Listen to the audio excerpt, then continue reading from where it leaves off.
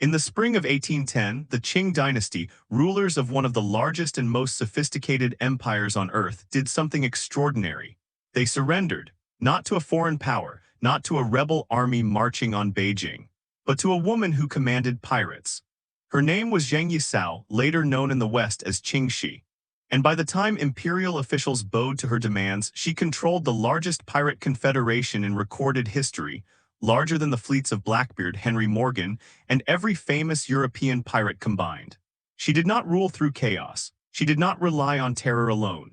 She built a system disciplined, regulated, and terrifyingly effective. At its height, her confederation commanded between 40,000 and 70,000 pirates, organized into fleets governed by law, supplied through taxation, and feared by merchants, coastal villages, and imperial officials alike. Entire regions of southern China effectively fell outside Qing control. This is not a legend polished by time. It is a documented historical reality. Yet for centuries, her name remained largely absent from global history. To understand how this happened, how a woman born into obscurity rose to challenge an empire, we must begin not with a battle, but with a port city at the edge of respectability. In the late 18th century, Canton, modern Guangzhou, was China's gateway to the world. Foreign traders crowded its harbors. British, Portuguese, Dutch, and Spanish ships anchored offshore, barred by law from entering the city freely, yet deeply entangled in its economy. It was a place of money, danger, opportunity, and invisibility. Somewhere in this city, around 1775, a girl was born whose original name has been lost to history. We know her later as Shi Xianggu, but even that is uncertain. What is known, and widely agreed upon by Chinese sources, is that she spent her early life working in a floating brothel, a common but precarious occupation for women in Canton's harbor districts. This detail matters. It tells us something essential about her early world, one shaped by commerce, negotiation, power imbalance, and survival. Women in floating brothels were not merely sex workers. They were intermediaries, listening, remembering, learning. They heard merchants talk, they overheard sailors, they watched how men wielded power and how quickly that power could vanish. In 1801, when she was in her mid-20s, her life changed abruptly. She was taken, depending on the source, either abducted or bargained for by Zheng Yi, a powerful pirate captain from Guangdong province. Zheng Yi was no minor raider. He belonged to a lineage of pirates who had operated for generations along the South China coast, and he commanded hundreds of ships. Their marriage was not romantic, it was strategic. Chinese accounts suggest that Zheng Yi Sao negotiated the terms of the marriage herself. She demanded a share of power, influence over decision-making, and a stake in the organization. This alone sets her apart from nearly every other woman associated with piracy in world history. She did not marry into piracy. She entered its command structure. Zheng Yi commanded what was known as the Red Flag Fleet, one of several pirate groups operating in the region.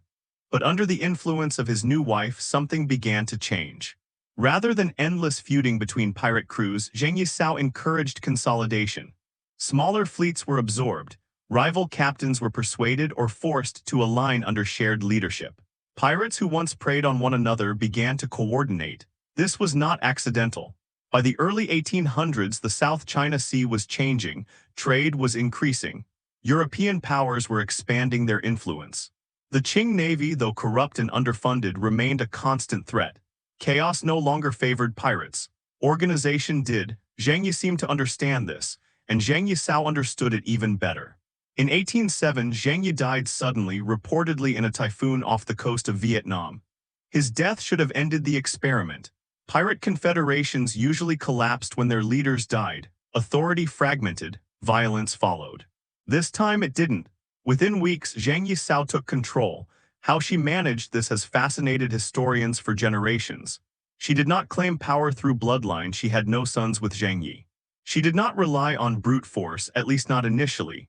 Instead, she acted quickly and decisively. She formed an alliance with Zhang Bao, Zheng Yi's adopted son and one of the fleet's most capable commanders.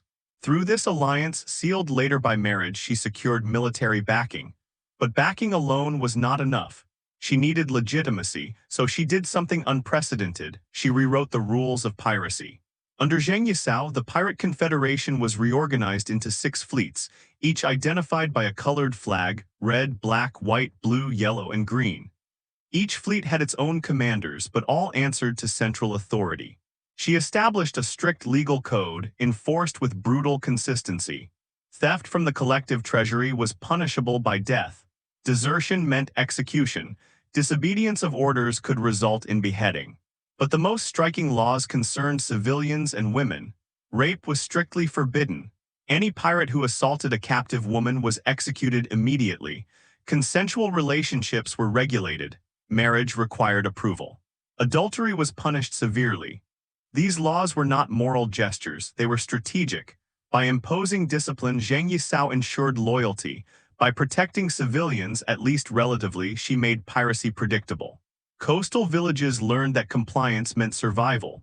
Merchants learned that payment meant safety. In effect, she replaced random violence with a system of governance, and systems are far more dangerous than chaos.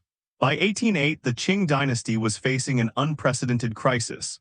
Entire coastlines were blockaded, trade routes were controlled by pirates. Imperial ships were captured or destroyed. Local officials began paying pirates directly, hoping to avoid devastation.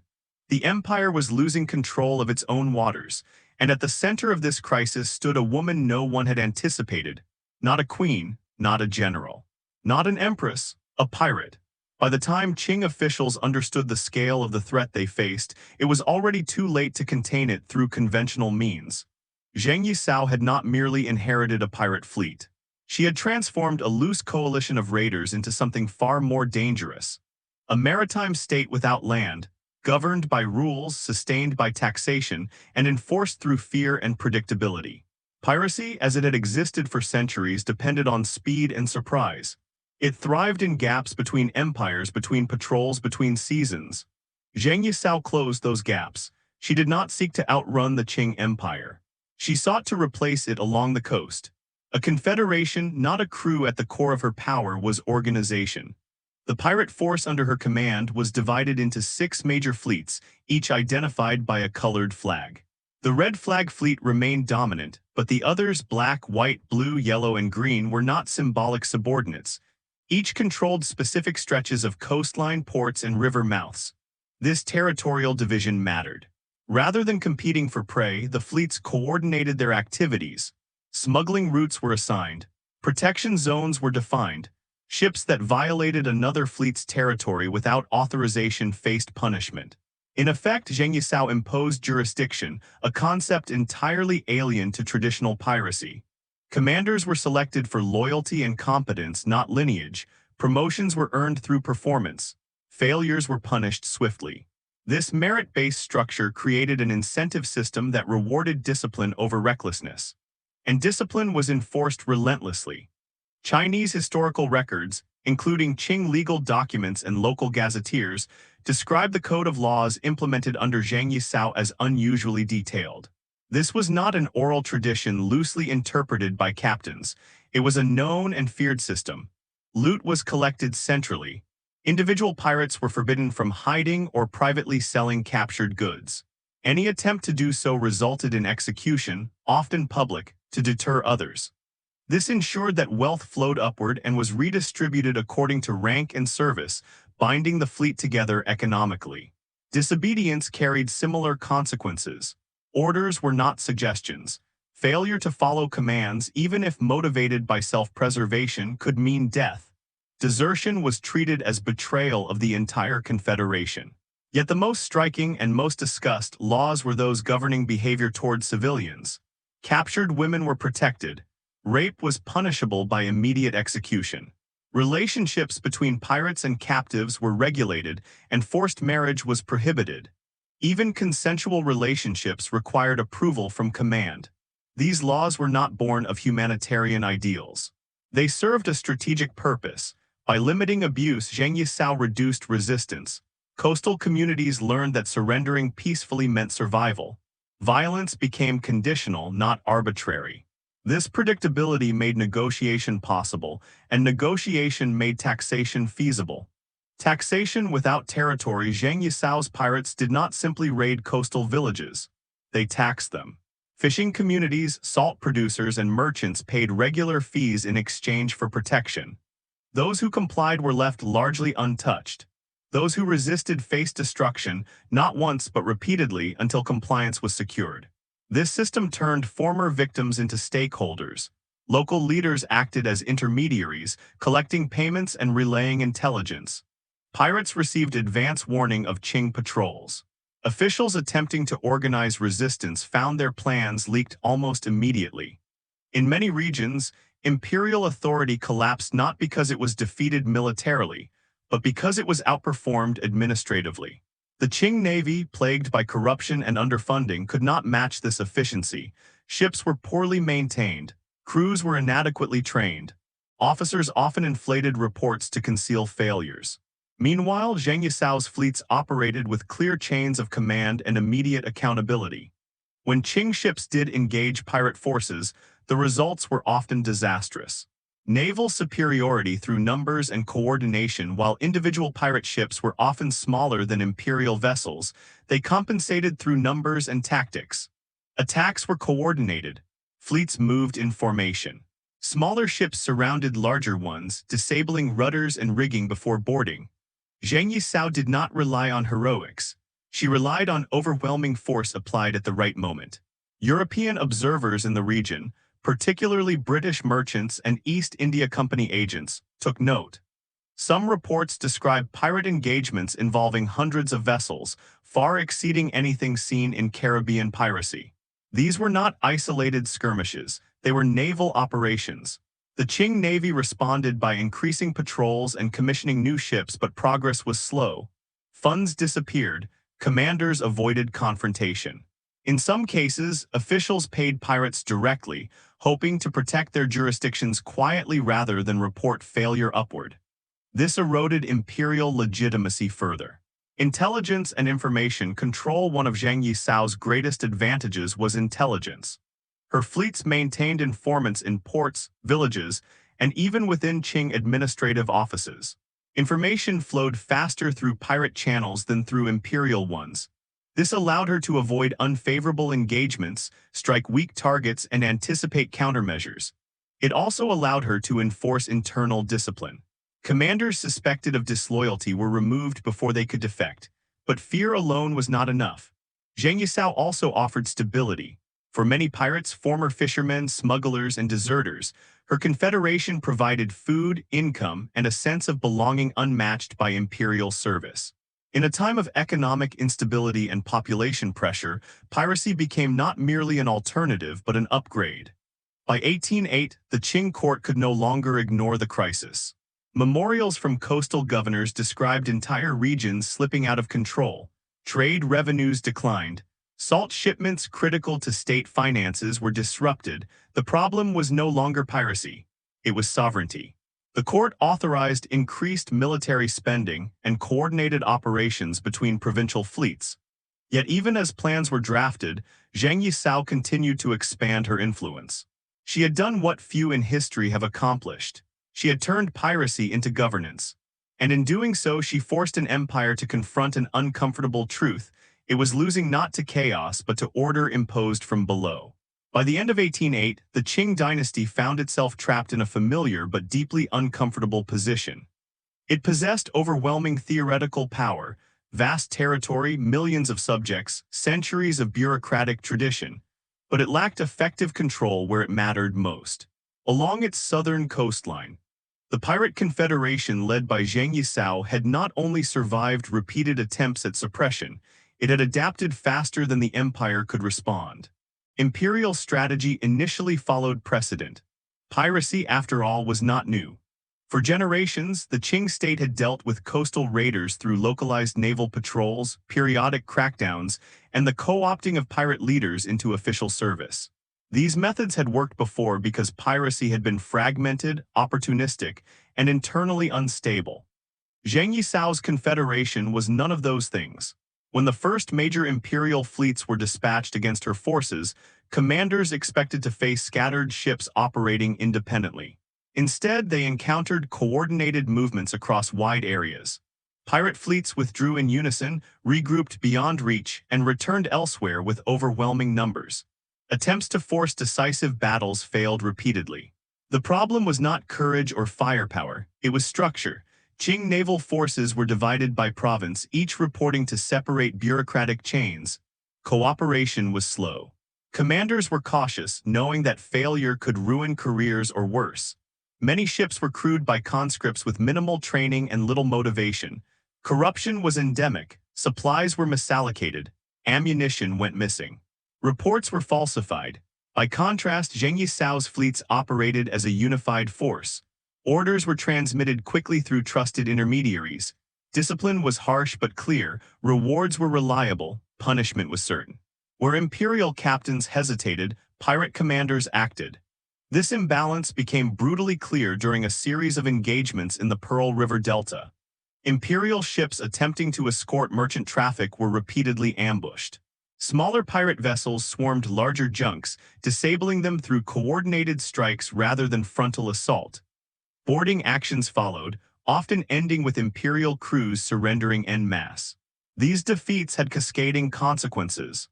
Merchants began refusing imperial escorts, preferring to negotiate directly with pirate intermediaries.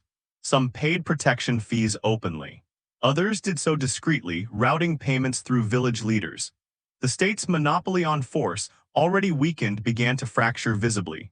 Local officials, caught between pirate retaliation and imperial expectations, made pragmatic choices.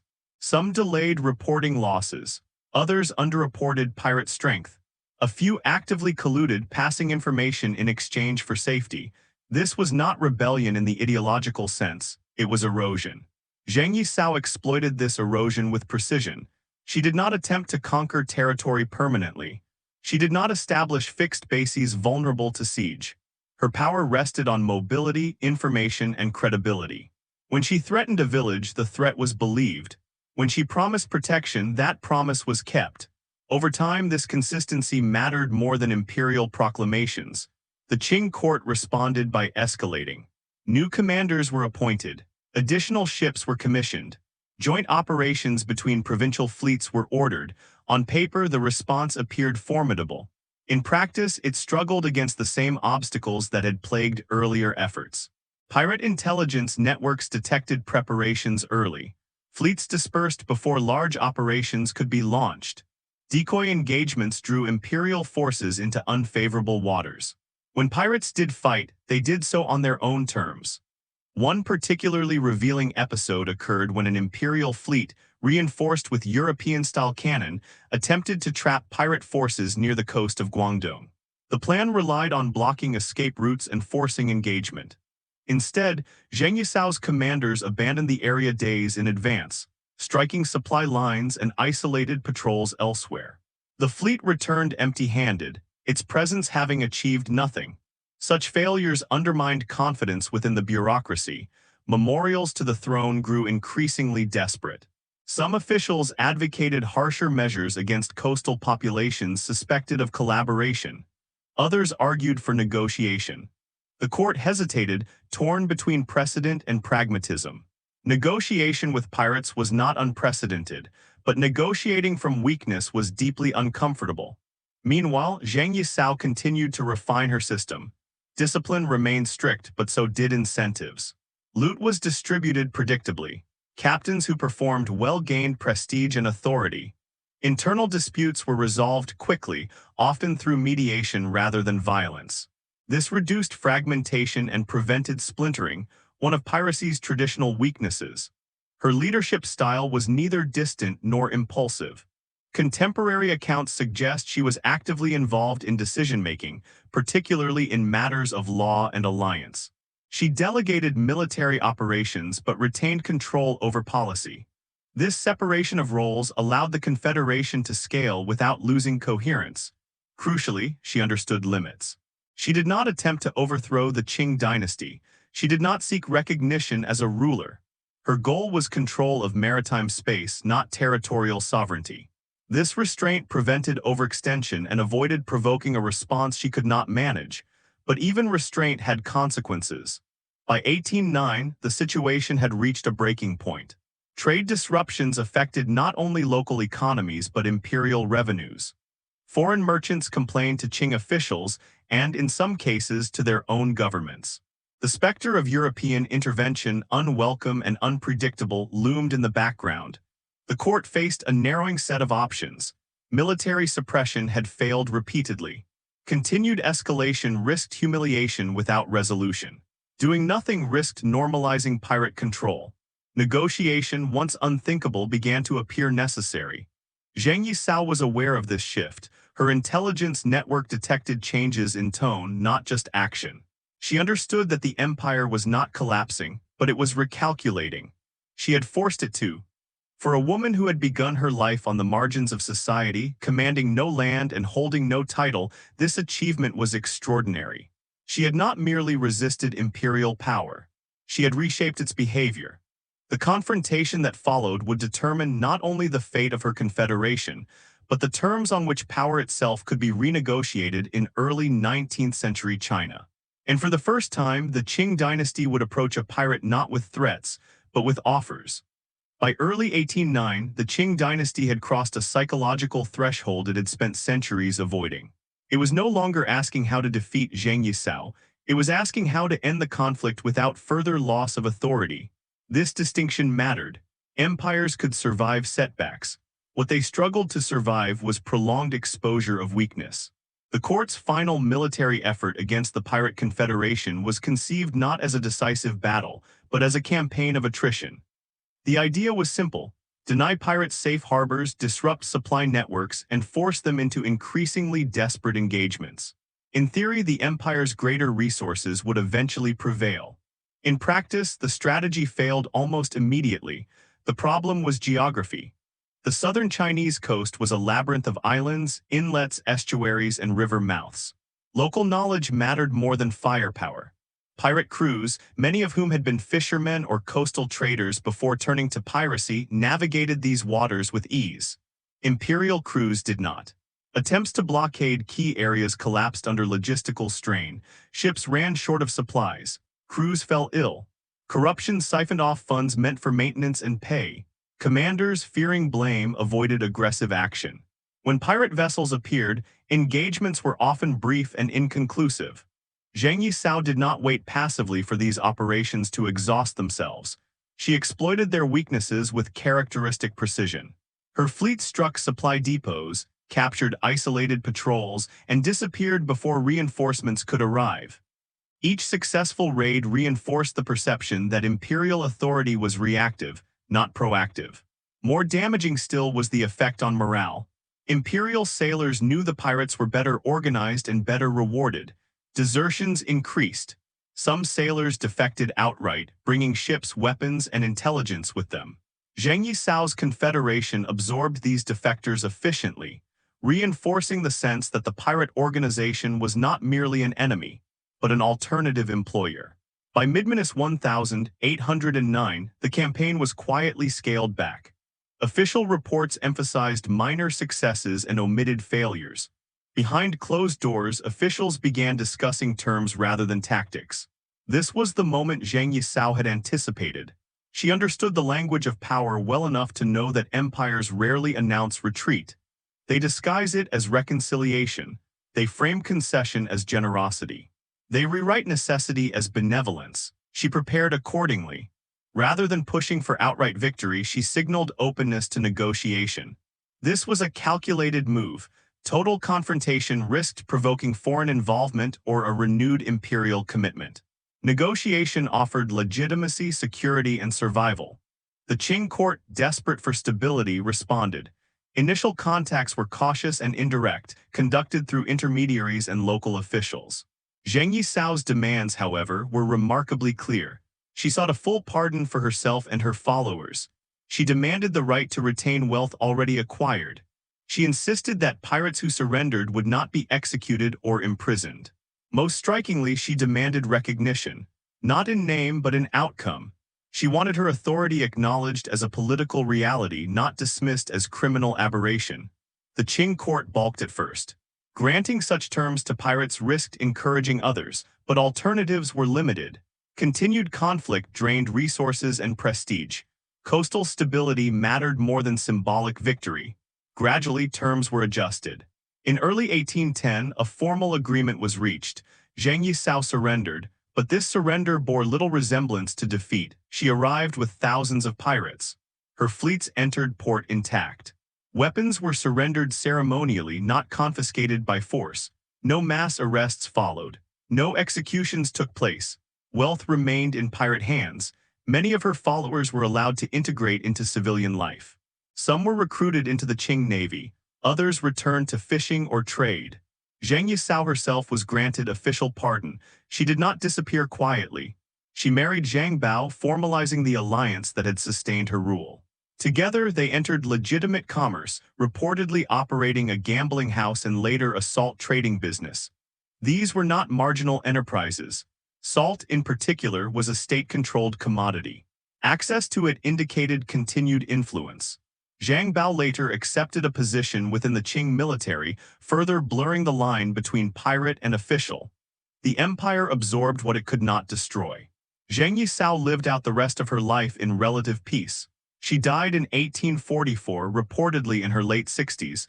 There is no record of imprisonment, no account of disgrace, no official condemnation preserved in the historical record. For a woman who had commanded tens of thousands of pirates and crippled imperial authority along the coast, this outcome was extraordinary. It raises an unavoidable question. How did she succeed where so many others failed? Part of the answer lies in timing. The Qing dynasty was already strained by population growth, corruption, and looming external pressures, but timing alone is insufficient. Many rebels and pirates emerged during periods of weakness. Most were crushed. Zheng Yi Sao was different because she understood power not as domination but as leverage. She never claimed legitimacy in ideological terms. She did not challenge the moral authority of the state. She did not attempt to inspire revolt. Instead, she forced the empire to negotiate by making the cost of suppression too high and the benefits of compromise too obvious. She also understood when to stop. By surrendering at the right moment, she preserved her gains. She avoided the fate of leaders who mistook momentum for invincibility. Her confederation dissolved not in chaos but in transition. This, too, was a form of control. In the centuries since, piracy has often been romanticized as rebellion or condemned as criminality. Zheng Yi Sao fits neither category neatly. She was not a symbol of freedom. Nor was she merely a predator.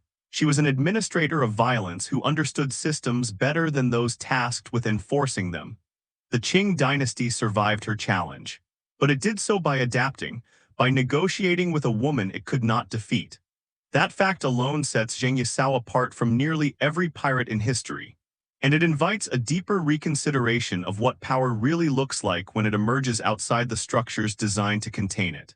When Zheng Yi Sao disappeared from the seas, something else quietly vanished with her. The scale by which piracy itself had been measured.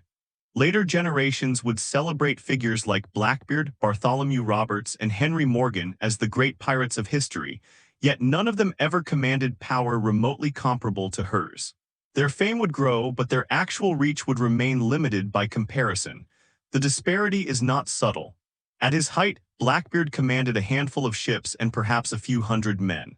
Henry Morgan led successful raids, but his forces were temporary coalitions, assembled for specific campaigns and dissolved afterward. Even the most powerful European pirates relied on mobility and fear rather than administration and permanence. Zheng Yi Sao commanded tens of thousands. Her confederation operated continuously for years, not months. It controlled trade routes, imposed taxation, regulated behavior, and forced one of the world's largest empires into formal negotiation. No European pirate ever achieved this. No Atlantic pirate ever came close, yet popular history rarely reflects this imbalance.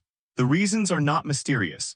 Much of what the modern world understands as pirate history was shaped by European narratives, written for European audiences, preserved in European archives, and amplified through literature and popular culture.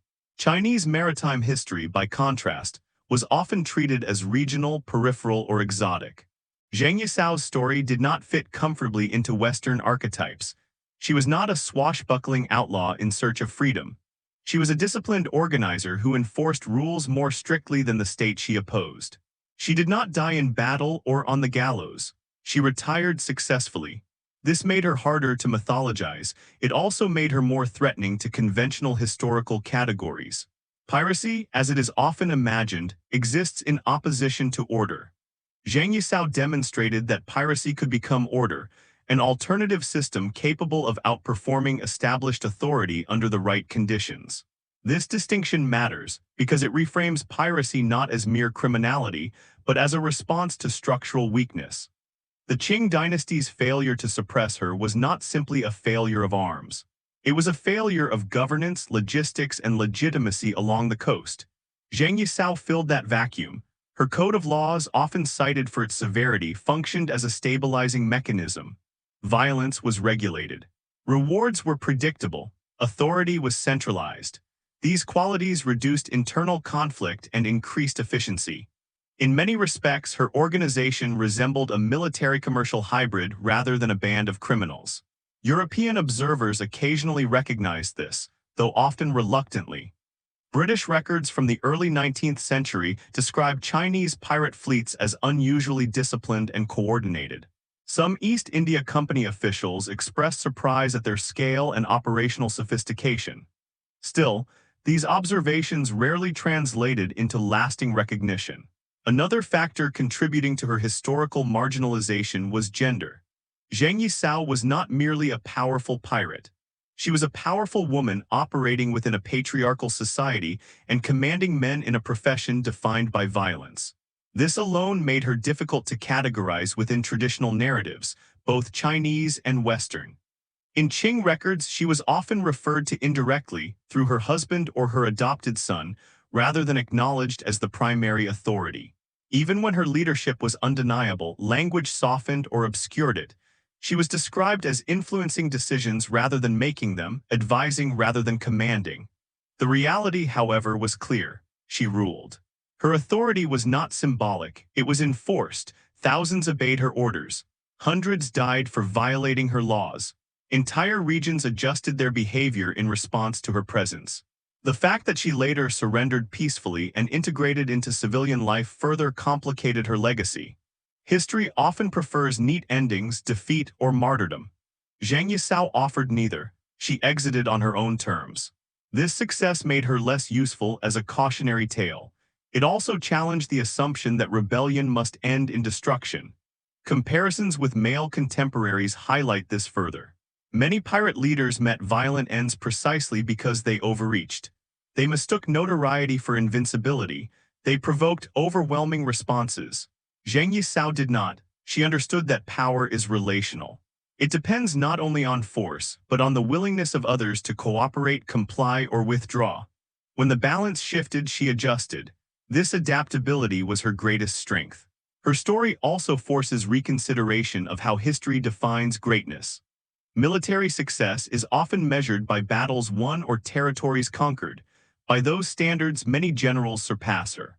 But power is not only measured in land. It is measured in influence, durability, and the ability to shape outcomes without total war. Zheng Yi Sao achieved her objectives without overthrowing the state, without ideological revolution, and without foreign intervention.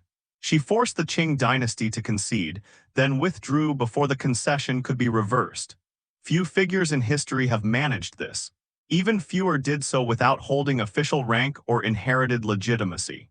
That her story remains relatively obscure is not a reflection of its insignificance.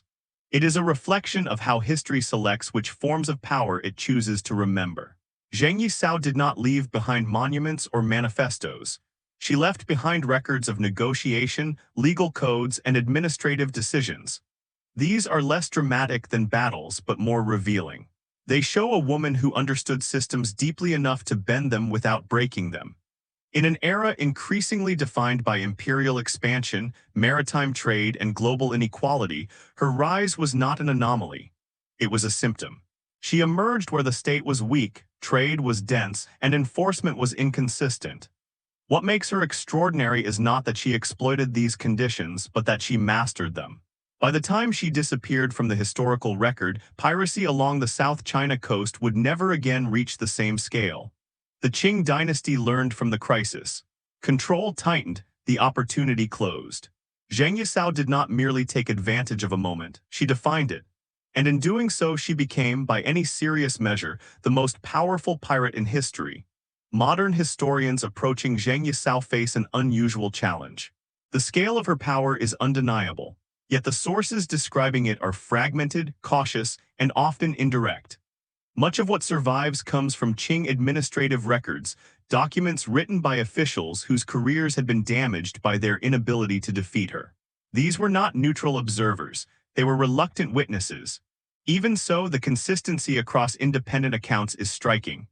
Coastal gazetteers, legal memorials, foreign trade reports, and later compilations all converge on the same conclusions. Her fleets were massive, her authority real, and her impact destabilizing on a regional scale rarely seen outside formal warfare. What distinguishes modern evaluations of Zheng Yi Sao from earlier ones is not the discovery of new facts, but a change in perspective.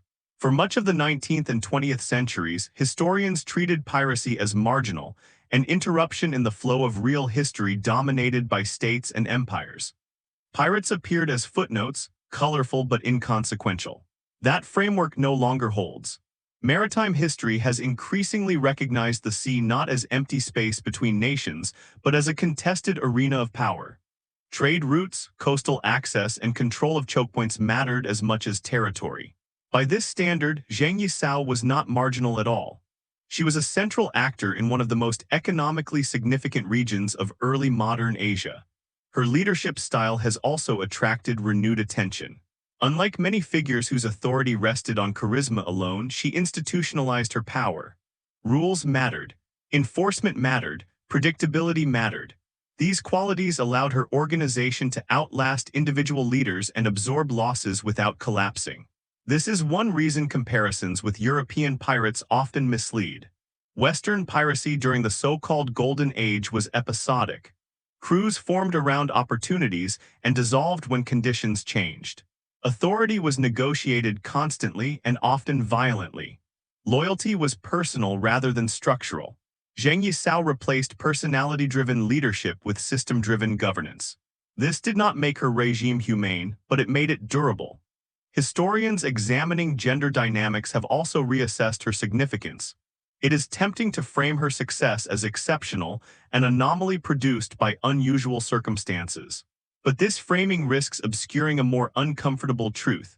Women's exclusion from historical power narratives often reflects archival bias rather than actual absence. Zheng Yi Sao's authority was recognized by thousands of men who obeyed her orders without apparent hesitation. This obedience was not symbolic. It was enforced through discipline and reinforced through incentives. Her gender did not prevent her from ruling.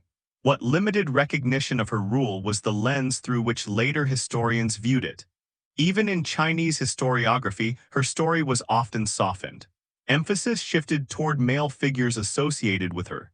Zheng Yi Zhang Bao, despite clear evidence that she exercised decisive authority. This pattern mirrors broader tendencies to reinterpret women's power as derivative rather than autonomous. Modern scholarship challenges this assumption directly. The legal code she enforced bears her imprint. The timing of strategic decisions aligns with her leadership. Negotiations with the Qing court were conducted in her name. These are not the actions of a background figure. They are the actions of a ruler. Another reason her legacy matters lies in how it complicates moral categories. Zheng Yi Sao was neither hero nor villain in any simple sense. She was responsible for violence, coercion, and economic disruption. Yet she also imposed order where none existed and restrained excess where chaos had prevailed. This duality resists easy judgment. Rather than asking whether she was good or bad, modern historians increasingly ask what conditions made her possible, and what her success reveals about the systems she confronted. The Qing dynasty's coastal weakness was not accidental. It reflected long-standing tension between central authority and regional enforcement, between agrarian priorities and maritime realities. Coastal populations often felt neglected, overtaxed, and underprotected. Piracy offered income, protection, and mobility in a rigid social order. Zheng Yi Sao did not create these conditions. She exploited them. Her ability to negotiate an end to piracy without destruction further underscores her strategic insight. Many insurgent leaders fail not because they are defeated, but because they cannot imagine life after conflict. They cling to power until circumstances turn fatal. Zheng Yi Sao did the opposite. She recognized when the balance had shifted enough to secure favorable terms and disengaged before those terms could be rescinded. This required not only political skill, but restraint, an attribute often absent from revolutionary figures. Her later life, though less documented, reinforces this interpretation. She did not seek martyrdom or myth, she sought stability. Her integration into legitimate commerce suggests continuity rather than rupture. The skills that sustained piracy, negotiation, enforcement, coordination, translated into civilian enterprise. In this sense, piracy was not an aberration in her life, it was a phase. This challenges another assumption, that power exercised outside the state is inherently unstable or illegitimate.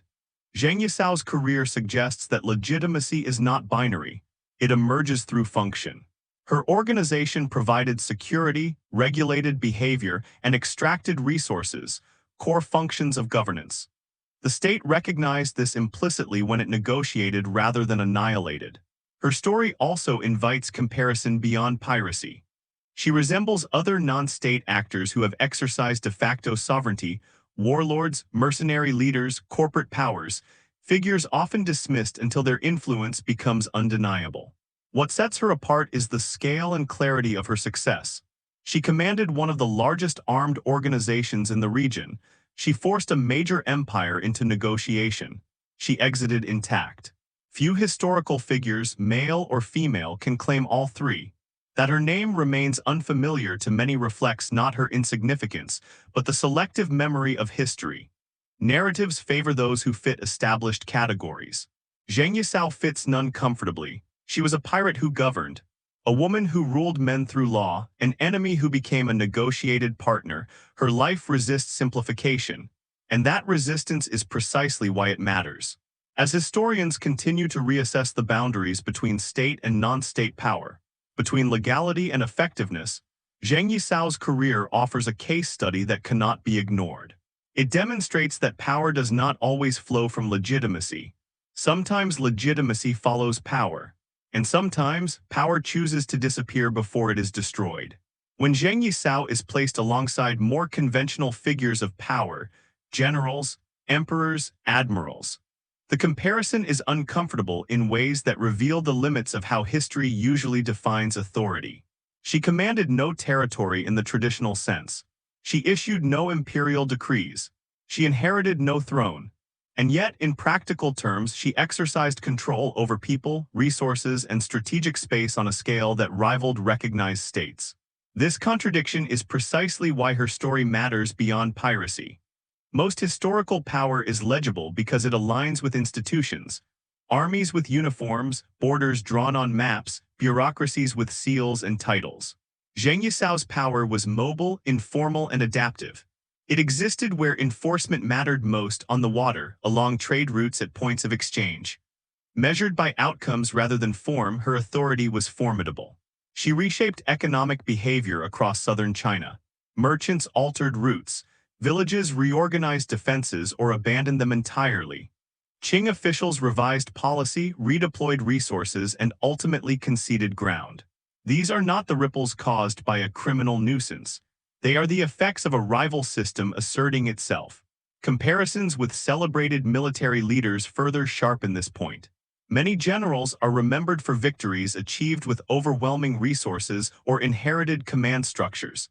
Zheng Yi Sao built her authority without either. She did not command a standing army funded by taxes or tribute. She created revenue through coercion, negotiation, and enforcement in an environment saturated with competition. Her success was not inevitable.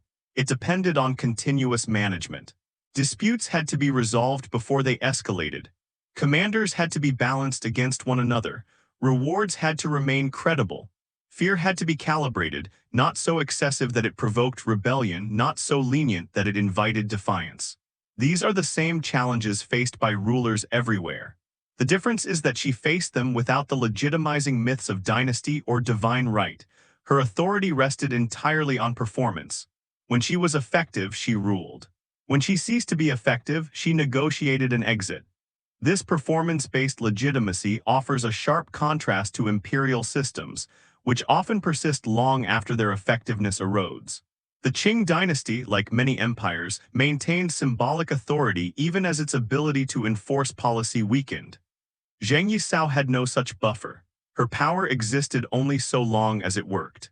This made her organization lean and responsive. It also explains why she avoided ideological confrontation. She did not claim moral superiority over the state. She did not attempt to mobilize popular sentiment against imperial rule. Such claims would have required sustained narrative control, something difficult to maintain without land or institutions. Instead, she focused on control of outcomes. If a village paid tribute, it was protected. If it resisted, it suffered. No grand justification was offered. The logic was transactional, not rhetorical. This clarity reduced confusion and resistance. In this sense, her leadership resembled that of a corporate monopoly more than a revolutionary movement. She dominated a market, in this case, maritime violence, and eliminated competition through consolidation. The Qing state was not defeated ideologically. It was outcompeted operationally. This framing helps explain why the resolution of the conflict took the form it did. The state did not seek to annihilate her because annihilation was no longer cost-effective. Negotiation offered a better return on investment. The language of the settlement avoided acknowledging defeat, but the substance revealed it. Zheng Yi Sao secured what few challengers ever do: survival with gains intact. Her gender adds another layer of complexity. Power exercised by women has often been treated as exceptional or anomalous rather than analyzed structurally. Zheng Yi Sao's case resists such treatment. Her success cannot be explained away by charisma alone or by association with male figures.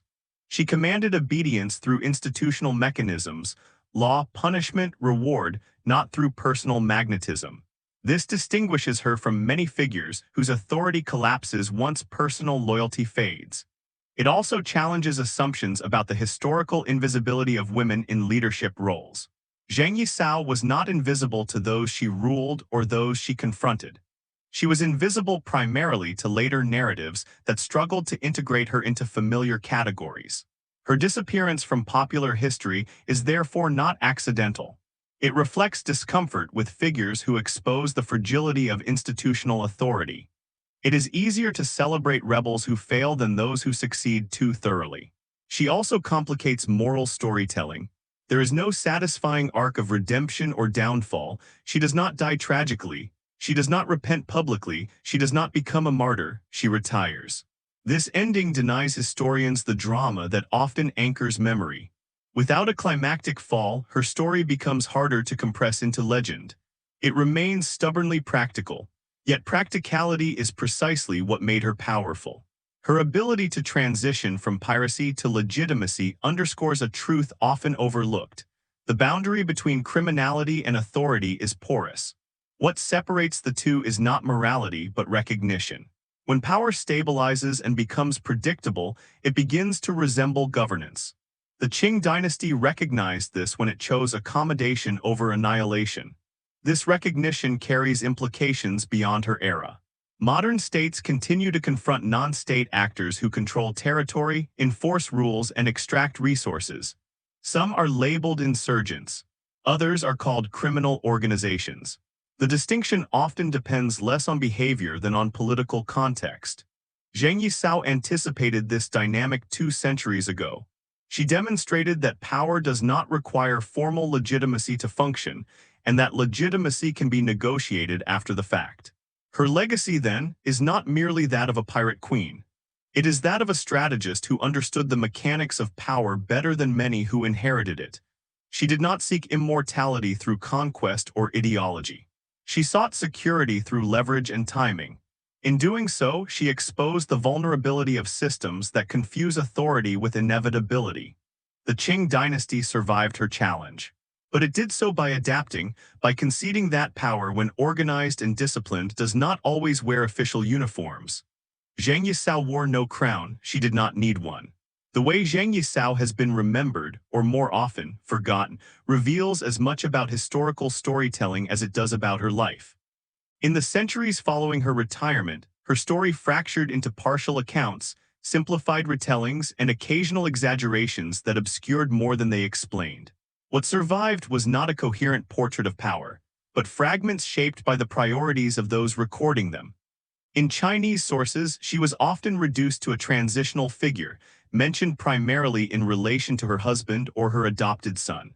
The language used to describe her actions frequently softened agency into influence. Decisions became advice. Command became persuasion. This was not unique to her.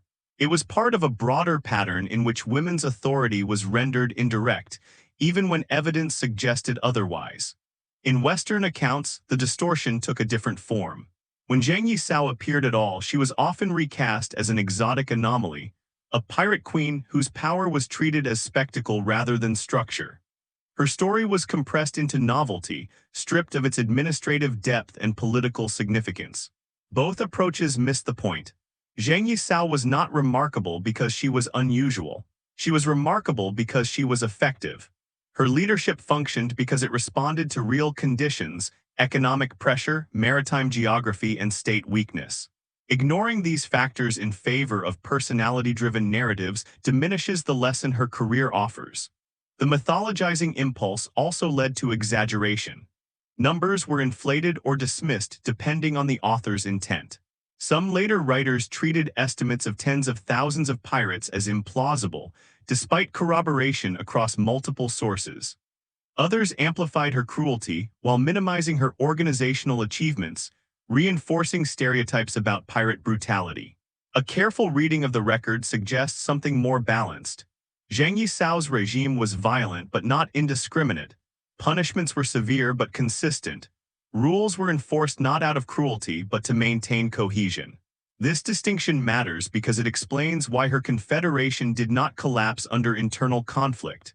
Violence alone cannot sustain authority. Predictability can. This is where popular portrayals often fail. They emphasize spectacle, battles, executions, daring escapes, while ignoring the quieter mechanisms of control that made those moments possible. Zheng Yi Sao's power did not rest on constant conflict. It rested on preventing conflict within her ranks. Her legal code was not an accessory, it was the foundation. Modern retellings also struggle with the absence of a dramatic end. Many historical narratives rely on closure. Defeat, execution, martyrdom.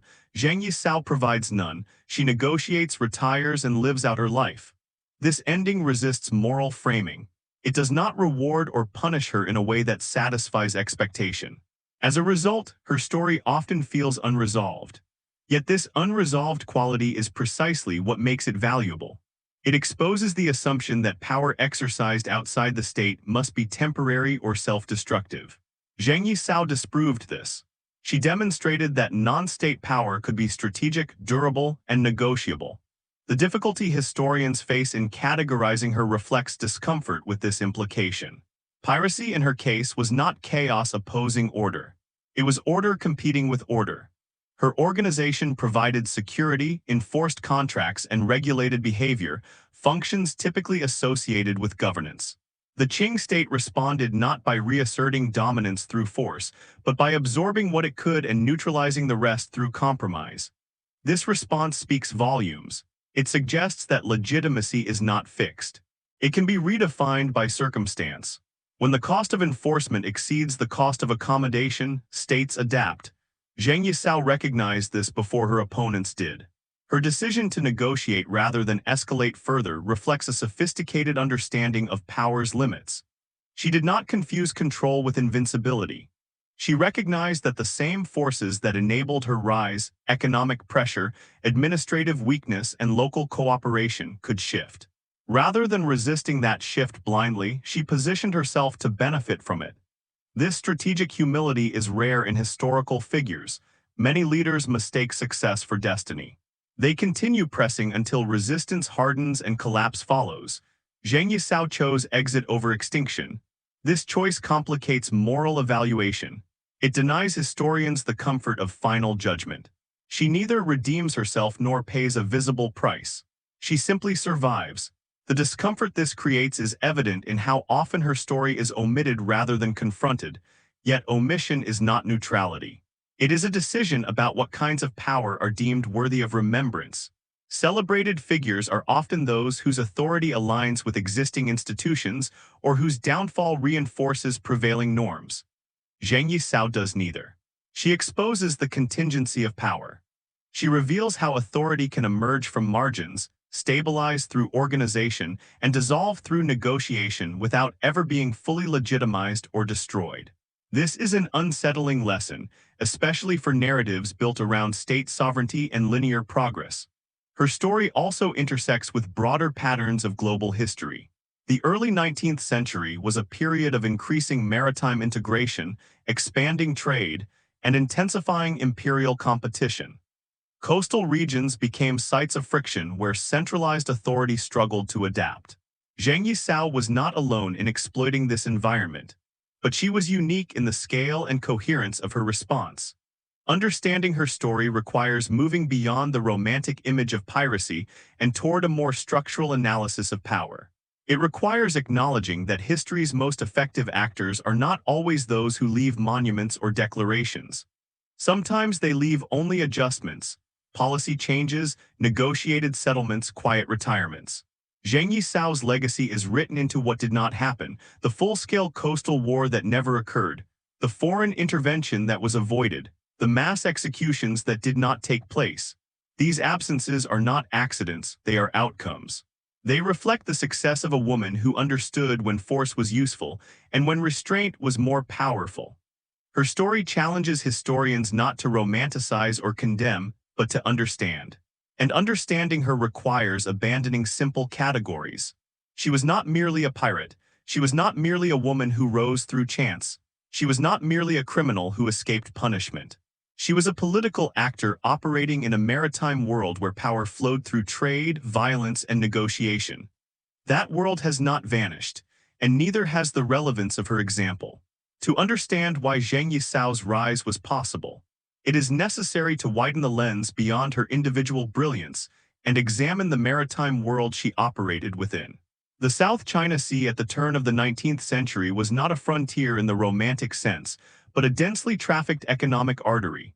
Ships moved constantly between ports carrying rice, salt, ceramics, silk, tea, and silver. Coastal communities depended on this movement for survival. Any force capable of controlling it held immense leverage. The Qing Dynasty, despite its vast land-based bureaucracy, struggled to govern this maritime environment effectively. Its priorities remained agrarian. Revenue systems, administrative oversight, and military doctrine were designed for land, not sea. Coastal defense existed, but it was fragmented, underfunded, and reactive. Naval service was seen as less prestigious than land command, attracting fewer capable officers. This mismatch created opportunity. Piracy flourished not because the state was absent, but because it was misaligned with reality. Enforcement was sporadic. Punishment was inconsistent. Local officials often lacked resources and incentives to confront well-organized pirate groups. In many cases, piracy became a rational response to economic pressure rather than a deviation from social norms. Fishermen turned to raiding during lean seasons. Smugglers crossed into piracy when profit margins shifted. Entire coastal communities developed ambiguous relationships with pirate fleets, viewing them as both threat and protection. Zheng Yi Sao understood this ecosystem intimately. Her confederation did not exist apart from legitimate commerce. It was embedded within it. Pirates collected fees from merchants who preferred predictable costs to unpredictable loss. They regulated access to fishing grounds. They punished theft within their own ranks more harshly than they punished external enemies. In effect, they imposed a parallel order over maritime exchange.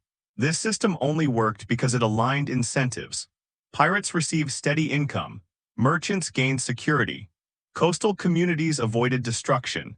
Even local officials benefited indirectly as stability reduced unrest and kept trade moving, albeit under pirate supervision.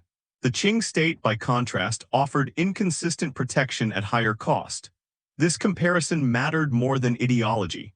Zheng Yi Sao's fleets operated as economic actors as much as military ones. They did not raid randomly.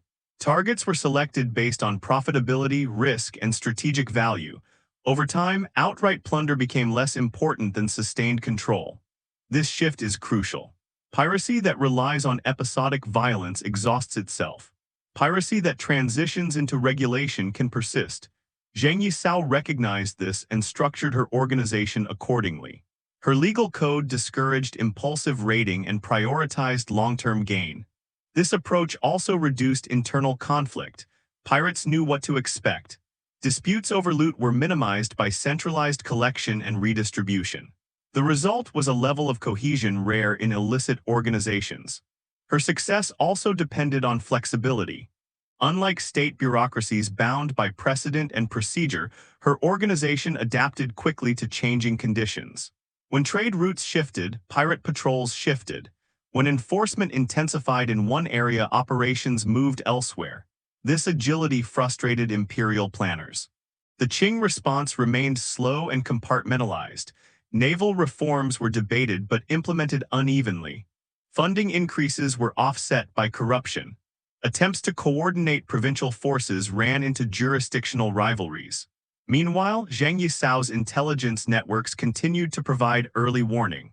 Informants within ports and villages relayed information about patrol schedules, troop movements, and policy changes. This allowed her to avoid confrontation and maintain initiative. The result was a persistent asymmetry. The state reacted, the pirates anticipated.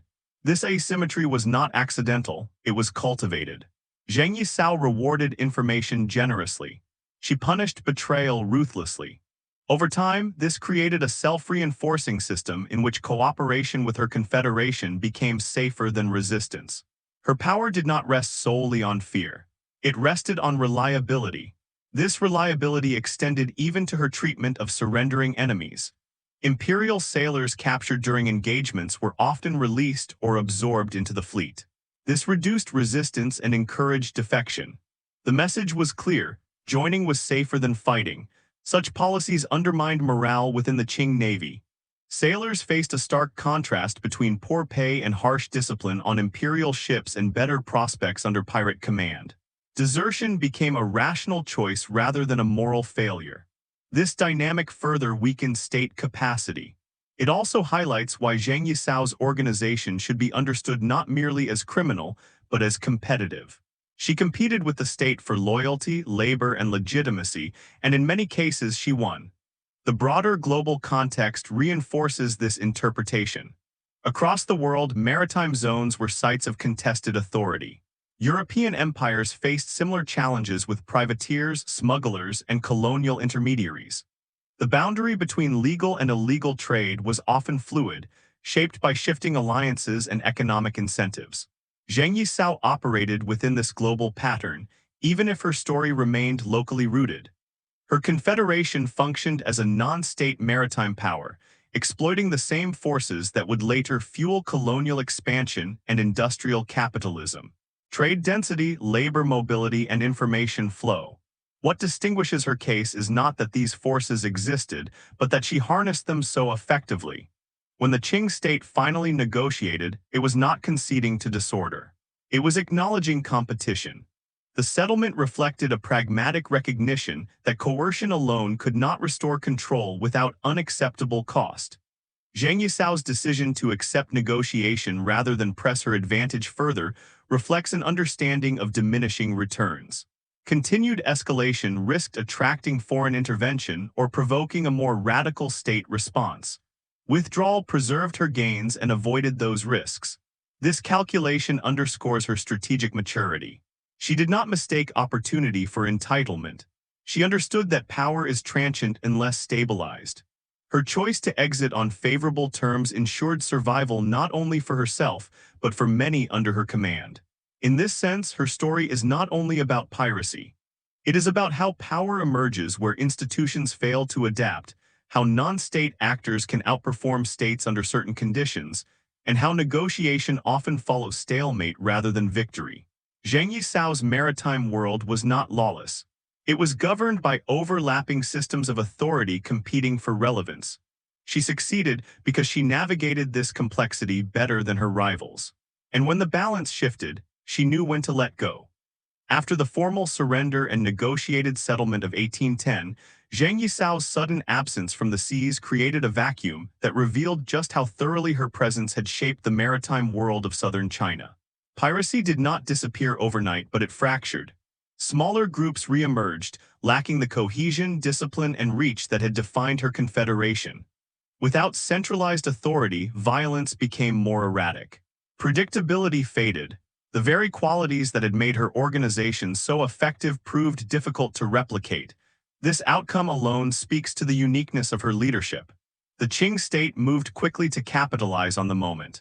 Former pirates were absorbed selectively into naval service, particularly those with navigational expertise and combat experience. Others were permitted to return to fishing and trade, often under closer supervision than before. Coastal administration tightened, patrols increased, intelligence networks were reorganized. These reforms did not arise from confidence, they arose from memory.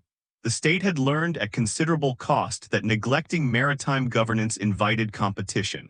Zheng Yi Sao had demonstrated how quickly control could slip when enforcement lagged behind economic reality. Her challenge forced the Qing administration to reassess priorities it had long deferred. This reassessment did not prevent future crises, but it altered the framework within which they were addressed. For Zheng Yi Sao herself, the post-piracy years were marked by deliberate obscurity. She did not seek public recognition or official title. Her wealth, accumulated through years of piracy and preserved through negotiation, allowed her to live comfortably. Accounts suggest she operated a gambling house and later became involved in the salt trade, both industries requiring negotiation, regulation, and trust. This continuity is revealing. She did not abandon the skills that had sustained her power, she redirected them. Organization, enforcement, and negotiation remained central. What changed was the context. Her marriage to Zhang Bao formalized a partnership that had already proven effective. Zhang Bao's subsequent service within the Qing military further blurred the line between pirate and official. The state absorbed former enemies not out of forgiveness but utility. Experience was valuable. Loyalty, once secured, was preferable to resistance. Zheng Yi Sao's acceptance of this arrangement reflects her pragmatic outlook. She did not cling to a pirate identity as a matter of principle. Piracy had been a means, not an end. When its utility declined, she moved on. This adaptability stands in contrast to many figures who define themselves by opposition. Leaders who cannot imagine life beyond conflict often provoke their own destruction. Zheng Yi Sao avoided this trap.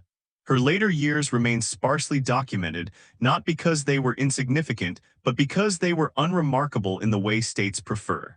She did not challenge authority again. She did not inspire rebellion. She lived within the system she had once opposed. This quiet ending frustrates narrative expectations.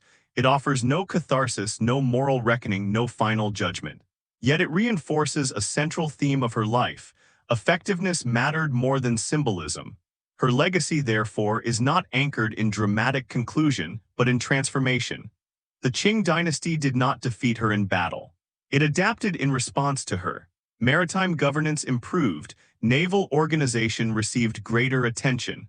Coastal policy became more proactive. These changes did not solve all problems, but they reflected lessons learned under pressure. Zheng Yi Sao forced those lessons into being. This influence extended beyond immediate reforms. Later Qing responses to maritime threats, including smuggling and foreign intrusion, bore traces of the administrative logic her confederation had demonstrated. Control of trade routes, intelligence gathering, and the management of local intermediaries became more prominent concerns. In this indirect way, a former pirate shaped imperial policy. This outcome challenges assumptions about who influences history. Change is often attributed to rulers and reformers acting within institutions. Zheng Yi Sao acted outside them, yet her impact reached into their core. Her story also complicates narratives of decline.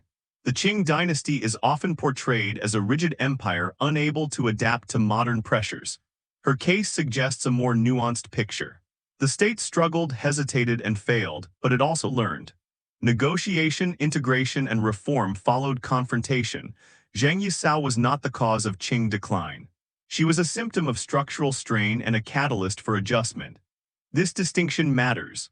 It allows her story to be understood not as an anomaly, but as part of a broader historical pattern in which non-state actors force states to confront their limitations.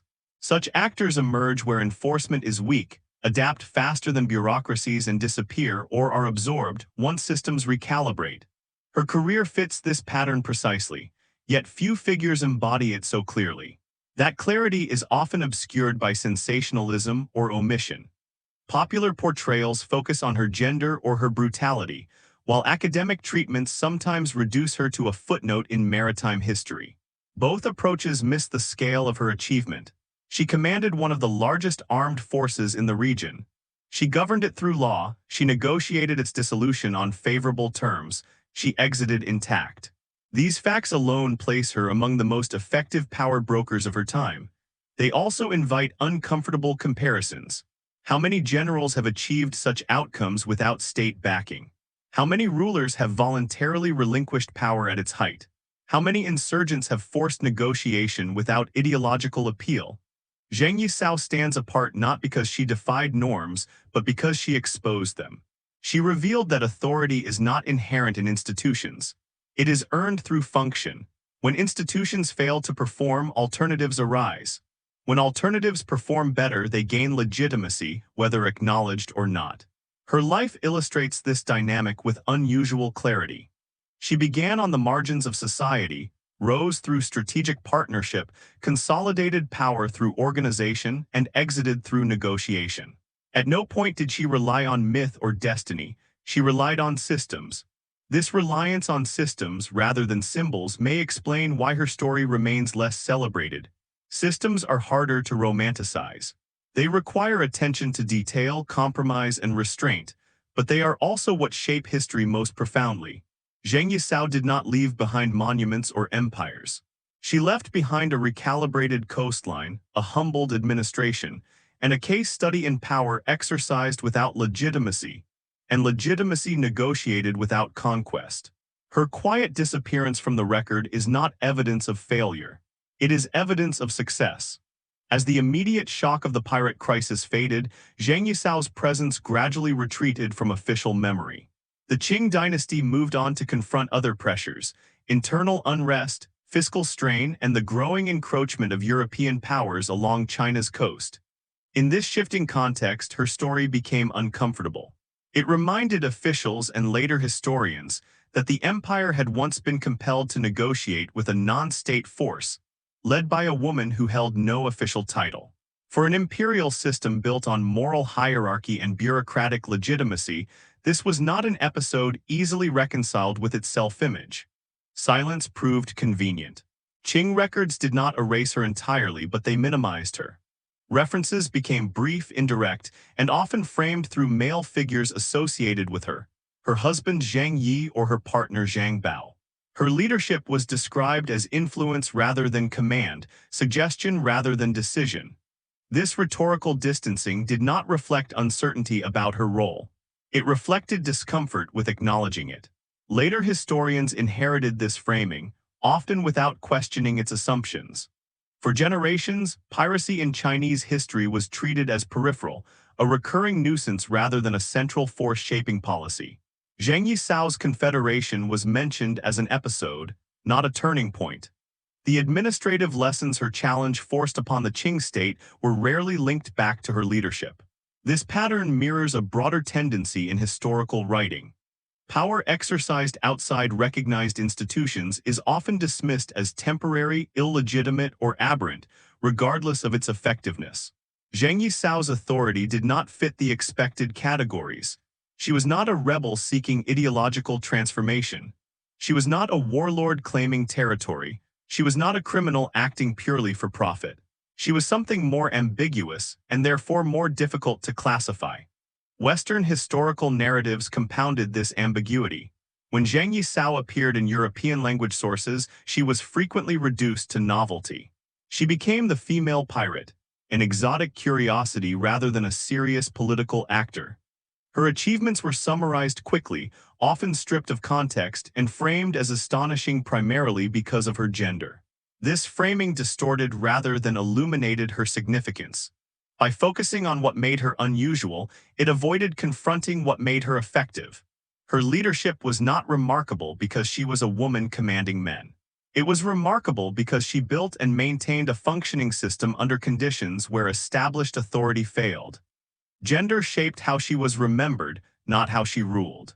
Modern scholarship has begun to address this imbalance, but the process has been uneven. Historians re-examining maritime history increasingly recognize the South China Sea as a critical zone of economic and political activity rather than a marginal frontier. Within this framework, Zheng Yi Sao's confederation appears less anomalous and more illustrative of broader dynamics. She did not create instability from nothing. She exploited instability that already existed. Coastal populations faced economic pressure, inconsistent enforcement, and limited protection. The Qing state's focus on land-based administration left maritime regions undergoverned. Piracy offered an alternative structure, coercive, certainly, but also predictable. Zheng Yi Sao's genius lay in recognizing that predictability could be weaponized. Her legal code, often cited for its severity, imposed order where chaos might otherwise have prevailed. Rules applied to everyone. Punishments were harsh but consistent. Rewards were reliable. This consistency reduced internal conflict and increased compliance, both within her organization and among those subject to it. These qualities are hallmarks of governance, not banditry, yet traditional historical categories struggle to accommodate this reality. Governance is expected to arise from legitimacy, not coercion. Zheng Yi Sao inverted this sequence. Legitimacy emerged because her organization functioned. It provided security, regulated behavior, and managed resources. The Qing state eventually acknowledged this implicitly through negotiation.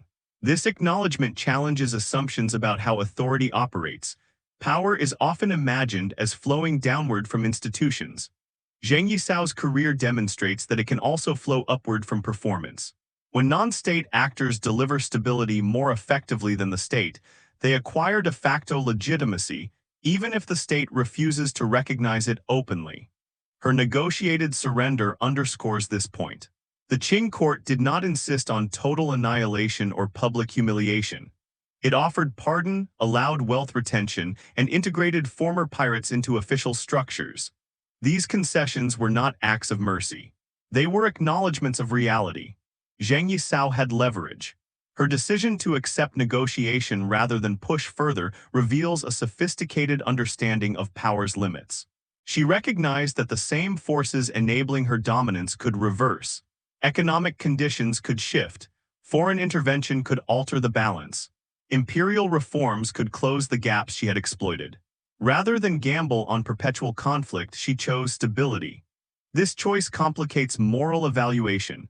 She did not frame her actions as righteous resistance or rebellion. She framed them as strategy. When strategy dictated withdrawal, she withdrew. History often celebrates those who fight to the end. It rarely knows how to assess those who stop at the optimal moment.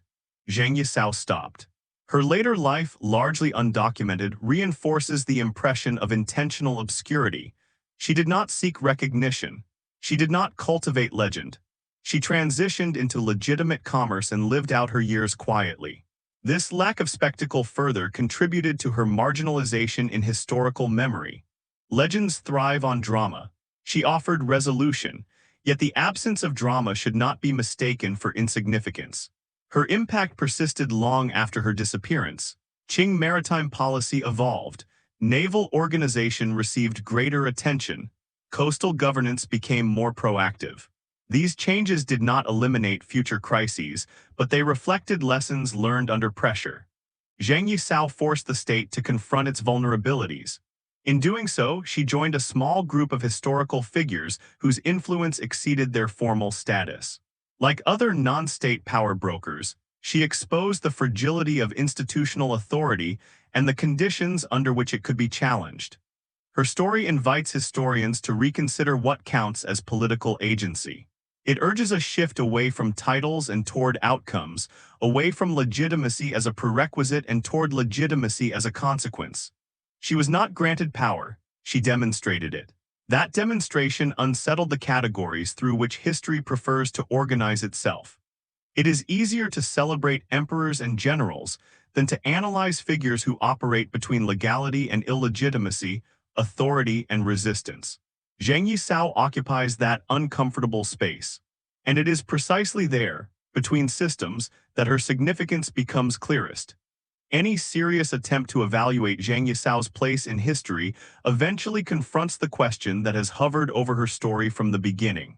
By what standard should power be measured? If power is defined narrowly through territorial conquest, dynastic rule, or formal titles, then her achievements appear anomalous, impressive, but peripheral. If power is defined more realistically, through the ability to shape behavior, extract resources, compel negotiation, and exit on one's own terms, then her position becomes difficult to dismiss. By that standard, Zheng Yi Sao ranks among the most powerful figures of her era. Her confederation controlled maritime space across hundreds of miles of coastline. It regulated trade, enforced law, and sustained itself economically for years. It forced one of the world's largest empires to abandon suppression and accept compromise. And it did so without external backing, ideological mobilization, or inherited legitimacy. These outcomes matter more than symbolism. Many rulers in history inherited immense authority but failed to use it effectively. Others conquered territory only to lose it quickly. Zheng Yi Sao did neither. She created power where none existed and dissolved it only when its purpose had been fulfilled. Comparisons with other pirates clarify this distinction further. Even the most famous Western pirates operated on the margins of imperial systems that remained largely intact. They disrupted trade temporarily but did not reshape policy. Their influence was localized and short-lived. Their deaths restored equilibrium. Zheng Yi Sao disrupted equilibrium itself. Her challenge altered Qing maritime policy, affected regional economies, and forced administrative adaptation. The state did not simply wait for her to disappear. It changed in response to her presence. This responsiveness is a critical indicator of power. When institutions adjust their behavior, priorities, and policies because of an actor, that actor has crossed from nuisance into significance. Her gender complicates these comparisons further. Power exercised by women has often been framed as exceptional rather than structural. Zheng Yi Sao's career resists this framing. Her authority did not depend on defying gender expectations in a symbolic sense.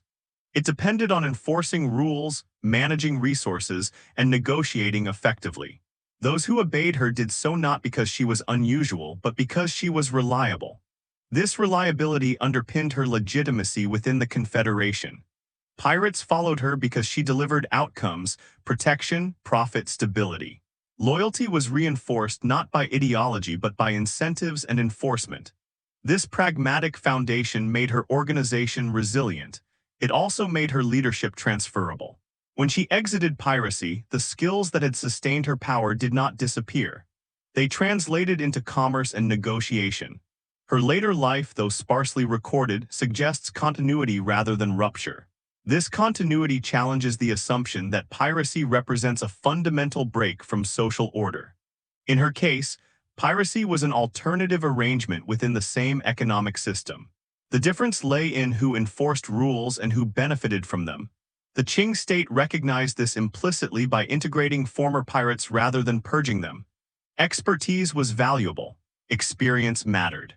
The boundary between pirate and official proved more permeable than ideology suggested. Zheng Yi Sao's career thus reveals something uncomfortable about authority.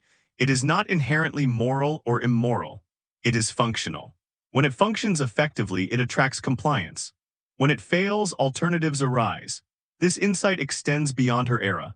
Throughout history, non-state actors have filled gaps left by institutional weakness: mercenary companies, trading corporations, warlords, criminal syndicates. Some are suppressed, others are absorbed. A few reshape the systems they challenge. Zheng Yi Sao belongs to this last category. Her success was not inevitable. It depended on precise alignment of conditions. Dense trade networks, weak maritime enforcement, economic pressure on coastal communities, and administrative fragmentation. But recognizing these conditions does not diminish her agency. It highlights her ability to recognize opportunity and act decisively. She did not create the environment. She mastered it. This mastery distinguishes her from figures whose power rested on chance or charisma alone. She built structures that outlived individual battles and survived internal stress. She enforced discipline where others relied on fear. She negotiated when others escalated blindly. These qualities align her more closely with effective rulers than with traditional pirates. Yet she never claimed that identity. She did not seek a crown or a title. She did not articulate a vision of alternative governance. She operated within existing systems, bending them without attempting to replace them entirely. This restraint limited backlash and preserved flexibility. It also made her harder to categorize. History often prefers extremes. Revolutionaries who overthrow states or criminals who are crushed by them. Zheng Yi Sao fits neither pattern. She operated between categories, forcing adaptation without collapse. This in-between status may explain why her story remains less prominent. It lacks the moral clarity that simplifies narrative. It resists easy judgment. But for that very reason, it offers a more realistic portrait of how power operates.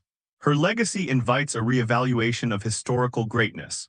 Greatness is often equated with conquest, domination, or ideological transformation. Zheng Yi Sao achieved none of these in the conventional sense. Yet she shaped outcomes, altered policy, and exited intact. Measured by effectiveness rather than spectacle, her achievements are extraordinary. She demonstrated that authority can be constructed rapidly under the right conditions, sustained through organization rather than myth, and relinquished strategically rather than violently. Few figures in history, state or non-state, have managed all three. Recognizing this does not require romanticizing her violence or excusing coercion. It requires acknowledging that power operates according to incentives and constraints, not moral narratives. Zheng Yi Sao understood this intuitively. She did not ask to be remembered. She did not seek to inspire. She sought control, security, and survival. In achieving those aims, she left behind a case study in power that remains relevant long after the ships have vanished from the horizon. Her story challenges historians to look beyond titles and symbols and ask harder questions. Who shapes outcomes? Who forces adaptation? Who leaves systems changed? By those measures, Zheng Yi Sao stands not at the margins of history but at its center. Zheng Yi Sao's relevance does not end with her era, nor is it confined to maritime history. Her life offers a framework for understanding how power functions when formal authority weakens, when legitimacy is contested, and when control depends more on performance than on ideology. These conditions are not unique to the early 19th century. They recur whenever systems strain under economic pressure, institutional rigidity, or uneven enforcement. What makes her case especially instructive is that she did not attempt to resolve these tensions through transformation or conquest. She navigated them. Modern power structures often assume that authority flows downward, from governments, corporations, or institutions endowed with legal recognition. Zheng Yi Sao's career illustrates that authority can also flow upward from effectiveness. When people comply not because they believe in legitimacy, but because compliance produces better outcomes, power stabilizes regardless of formal status. This dynamic is visible in many contemporary contexts. In formal economies, non-state armed groups and private security forces often emerge where the state cannot provide consistent enforcement or opportunity. Like Zheng Yi Sao's confederation, these actors derive power from their ability to organize resources, enforce rules, and offer predictability. The difference lies not in principle but in degree. Zheng Yi Sao's organization reached a scale rarely achieved by non-state actors without ideological mobilization or external sponsorship. She did not rely on religious authority, nationalist sentiment, or revolutionary promise. Her power was transactional, disciplined, and adaptive. This makes her case especially unsettling for traditional theories of authority, which often assume that coercion alone is insufficient without moral or ideological justification. Zheng Yi Sao demonstrated that legitimacy can emerge pragmatically. People complied because it worked. Her leadership also complicates assumptions about charisma. Many historical figures are remembered because they inspired loyalty through personality or rhetoric. Zheng Yi Sao did not cultivate myth, she cultivated systems. Loyalty followed reliability, not spectacle. This emphasis on structure over symbolism allowed her organization to scale. Rules applied uniformly. Punishments were predictable. Rewards were consistent. These qualities reduced internal friction and made behavior legible. In uncertain environments, legibility becomes a form of power. Modern organizations, state and non-state alike, still grapple with this principle. Her gender remains a central, but often mishandled, aspect of her story. Rather than treating her success as an anomaly, it is more accurate to view it as evidence of how historical constraints shape recognition rather than capability. The men who followed her did so because she delivered outcomes. The institutions that minimized her did so because she challenged expectations. This distinction matters because it reframes debates about leadership. It shifts focus away from who is allowed to rule and toward how rule is exercised. Zheng Yi Sao did not claim authority through tradition or ideology. She demonstrated it through results. Her story also underscores the importance of timing. Power is not static. It expands and contracts with circumstance.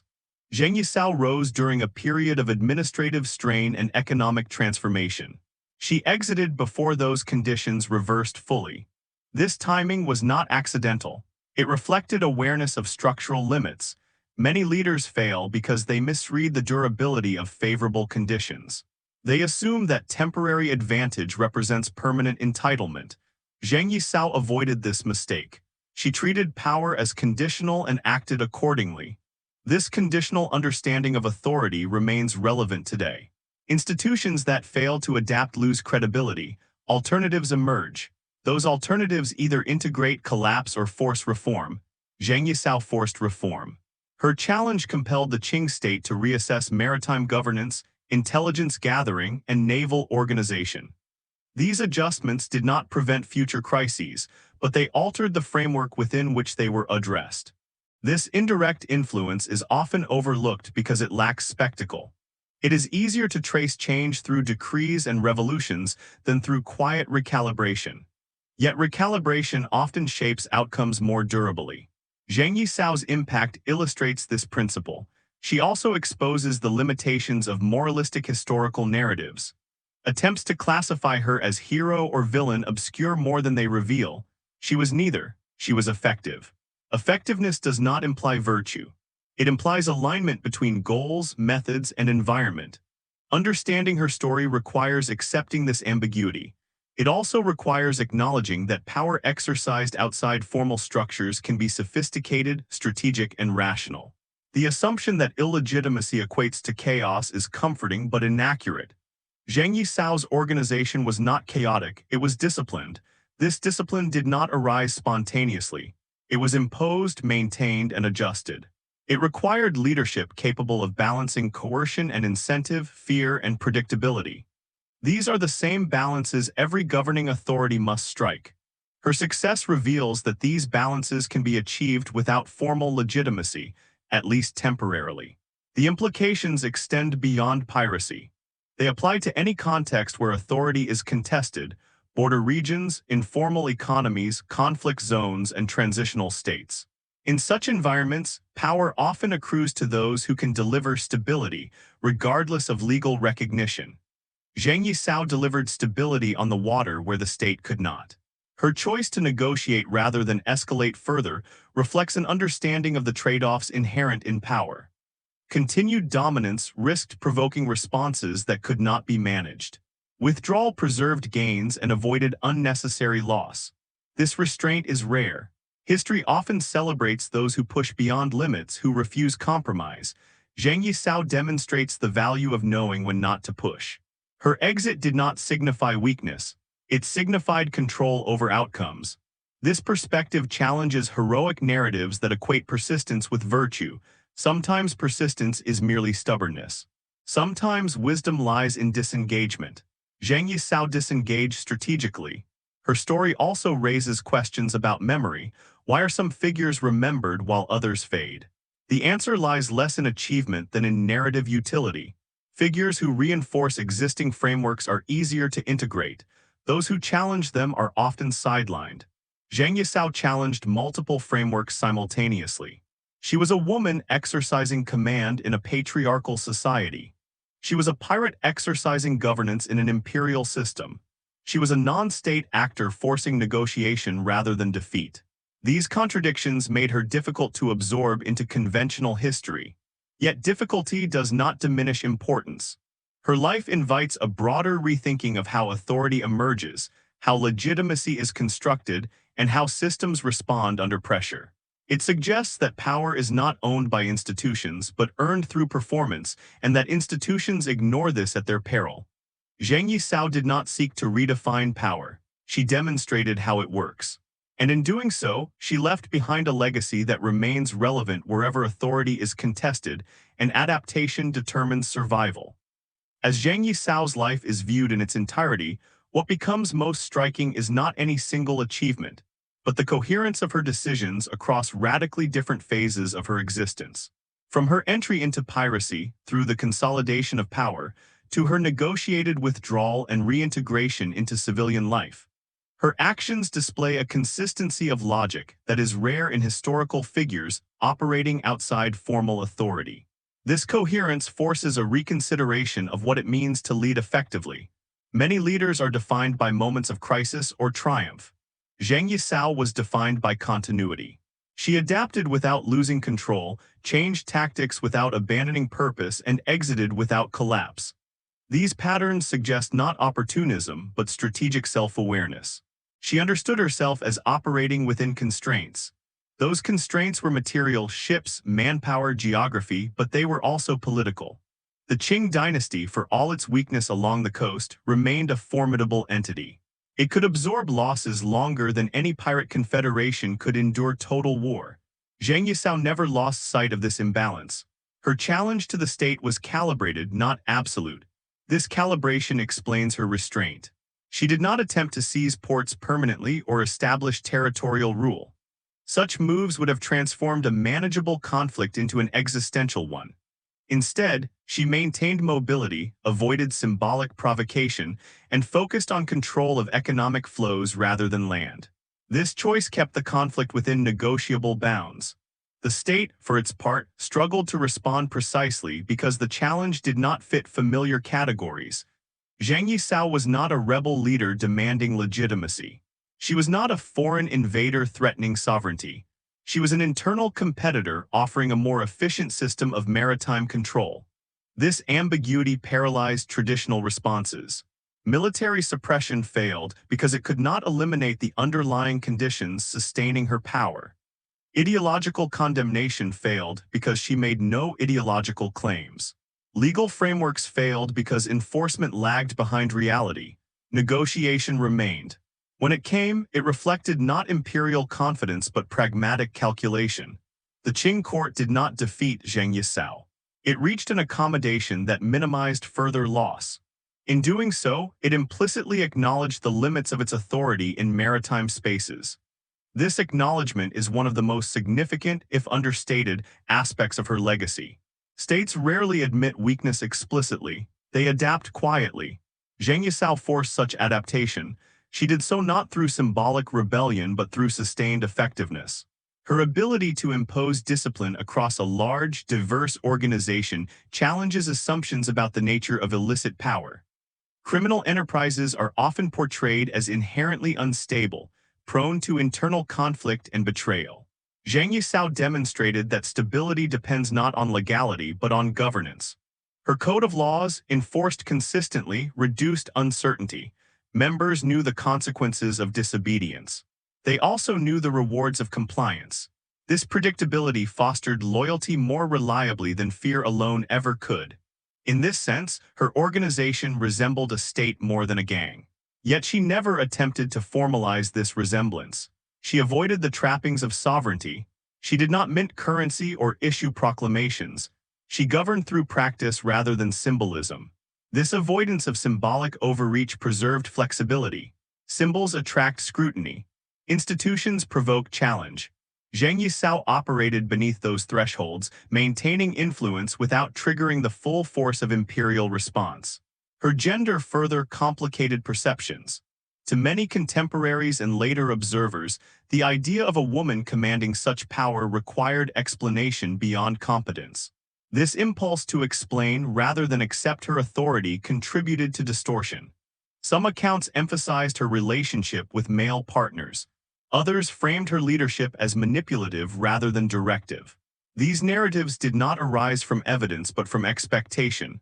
What evidence shows is simpler. She commanded, others obeyed. That obedience did not depend on novelty or charisma, it depended on results. Modern readers often search for moments of rebellion or personal defiance in her story, hoping to locate a moral stance. Such moments are absent. Zheng Yi Sao was not motivated by ideology. She did not articulate a vision of justice or equality. Her motivations appear practical: security, control, survival. This pragmatism unsettles romantic interpretations. Yet it is precisely this lack of ideology that makes her story analytically valuable. It strips power of its justifications and exposes its mechanics. Her rise was not fueled by belief, but by alignment between incentives and enforcement. This alignment is at the core of effective governance, whether state or non-state. Her withdrawal from piracy further reinforces this interpretation. She did not cling to identity or myth. She did not seek to preserve legacy. She sought stability. When the balance of risk and reward shifted, she adapted. This adaptability challenges narratives that equate strength with persistence. Sometimes strength lies in letting go. Zheng Yi Sao let go before circumstances forced her hand. Her later obscurity is therefore not surprising. She did not cultivate memory.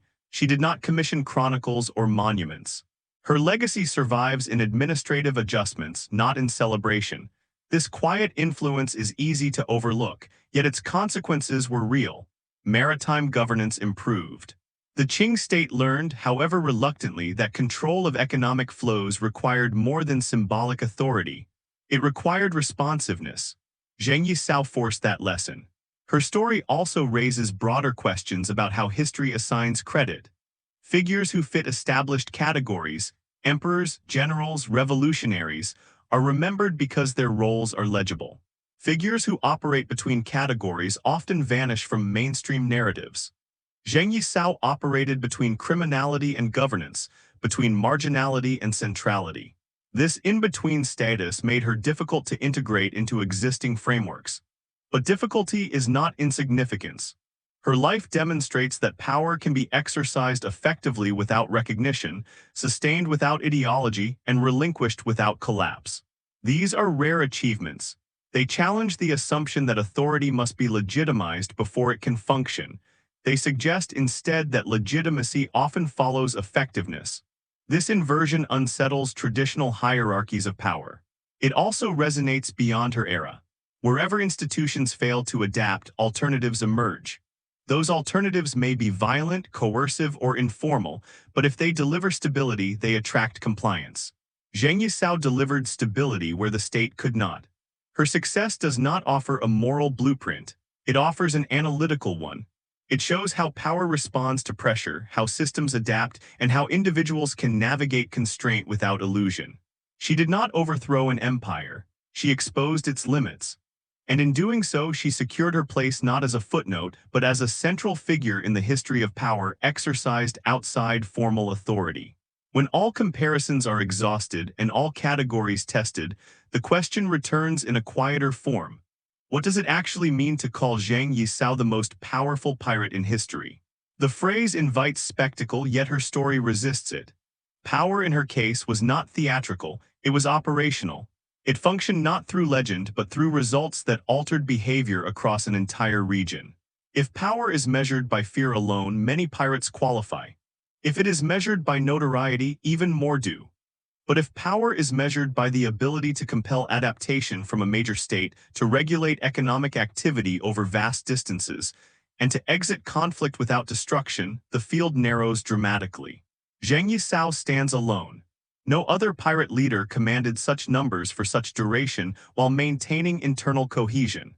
No other forced a centralized empire to abandon suppression in favor of negotiation. No other dissolved their organization through agreement rather than collapse. These facts are not exaggerations. They are supported across independent sources, imperial records, foreign observers, and later compilations. Disagreements exist over numbers and specific incidents, but not over scale or outcome. The Qing court negotiated because it had to. That necessity defines her power more clearly than any title could. This recognition, however, remains uneven. Popular history still favors figures who fit familiar molds. Pirates who die violently are easier to mythologize. Their stories resolve neatly. Zheng Yi Sao's story does not. It ends without punishment or redemption, without triumph or tragedy. It ends with withdrawal. This ending unsettles because it denies moral closure. It suggests that power can be exercised effectively without moral justification and relinquished without reckoning. For histories that rely on moral arcs, this is deeply uncomfortable. Yet discomfort often signals truth. Her life exposes the limits of narratives that equate legitimacy with virtue and illegitimacy with chaos. Zheng Yi Sao governed more effectively than the state in the domain she controlled. The state acknowledged this implicitly when it negotiated. This acknowledgement did not elevate her morally. It validated her effectiveness. Her effectiveness was rooted in understanding incentives. She recognized that people obey systems that work, regardless of who authorizes them. She built a system that delivered predictability in an unpredictable environment. Merchants complied because trade flowed. Pirates complied because rewards were reliable. Communities complied because violence was regulated. Compliance followed function. This principle extends far beyond piracy. It applies to corporations, states, and informal networks alike. Where institutions fail to deliver outcomes, alternatives emerge. Where alternatives perform better, they gain compliance. Zheng Yi Sao's story is not exceptional because it violates this principle, but because it illustrates it so clearly. Her gender, often emphasized in retellings, should be understood as context rather than cause. She did not succeed because she was a woman, nor despite being one. She succeeded because she mastered organization, discipline, and timing. That her gender complicated recognition says more about historical frameworks than about her leadership. The men who followed her did not debate ideology. They evaluated outcomes. She delivered. This pragmatism also shaped her withdrawal. When the balance shifted, she did not cling to identity or reputation. She negotiated terms that preserved security and wealth. She accepted integration rather than annihilation. She chose continuity over spectacle. This choice distinguishes her from many figures celebrated for defiance.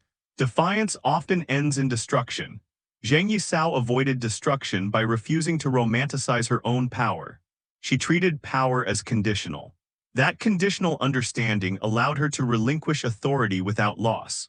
Her organization dissolved, but her life did not. Her influence faded quietly, but its effects remained embedded in policy and practice.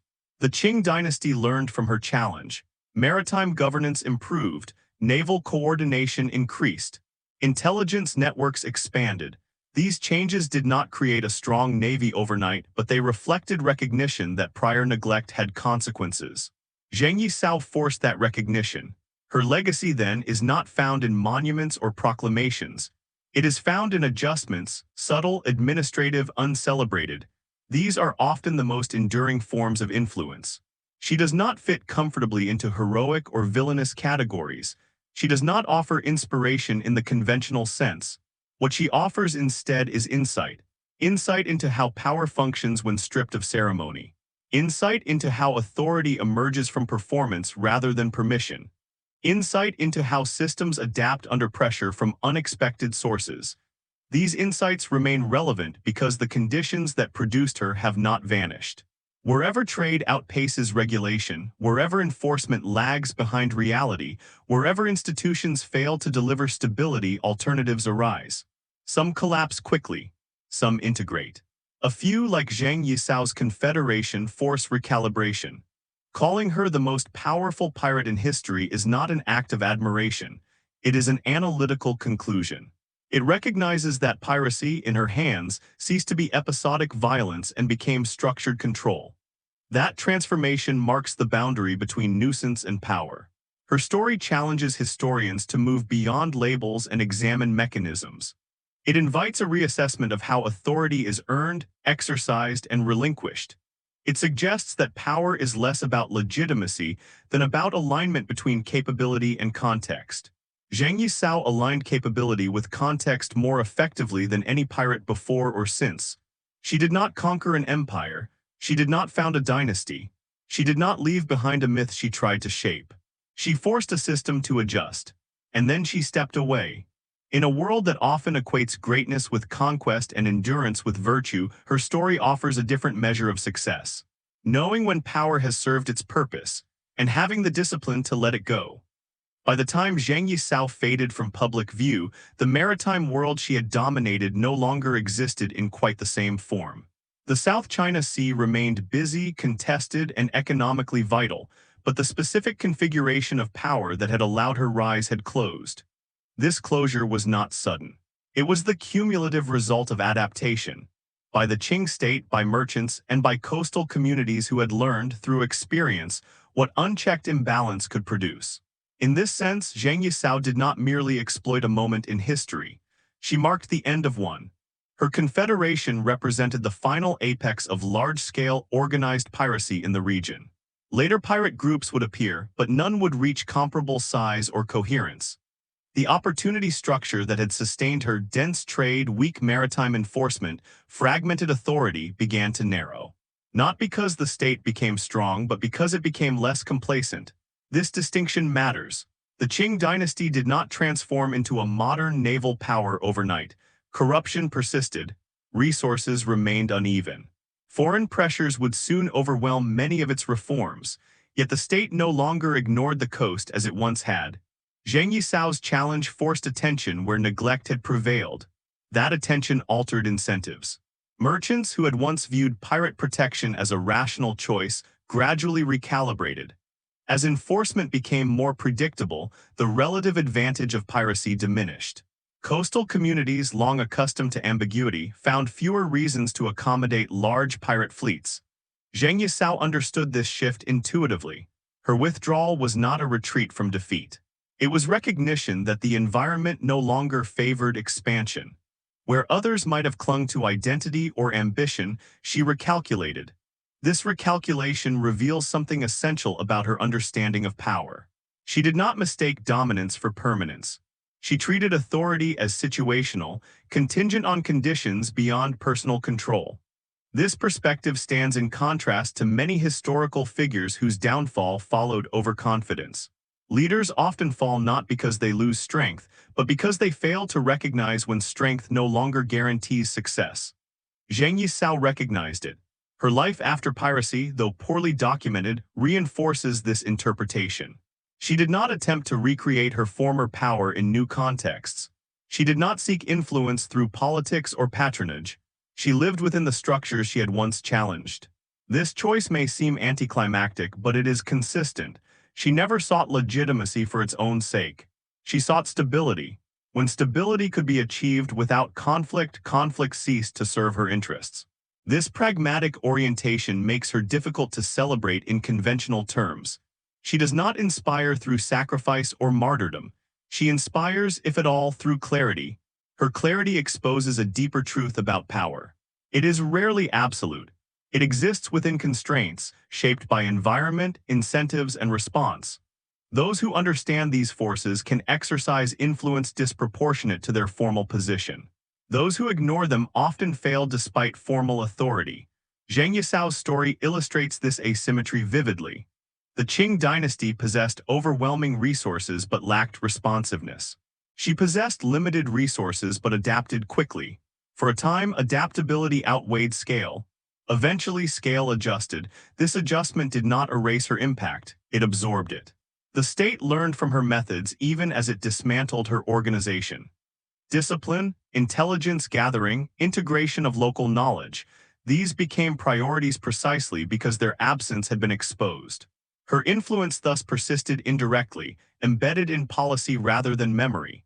This indirect persistence explains why her name remains unfamiliar to many. History often remembers those who leave visible marks, monuments, declarations, borders.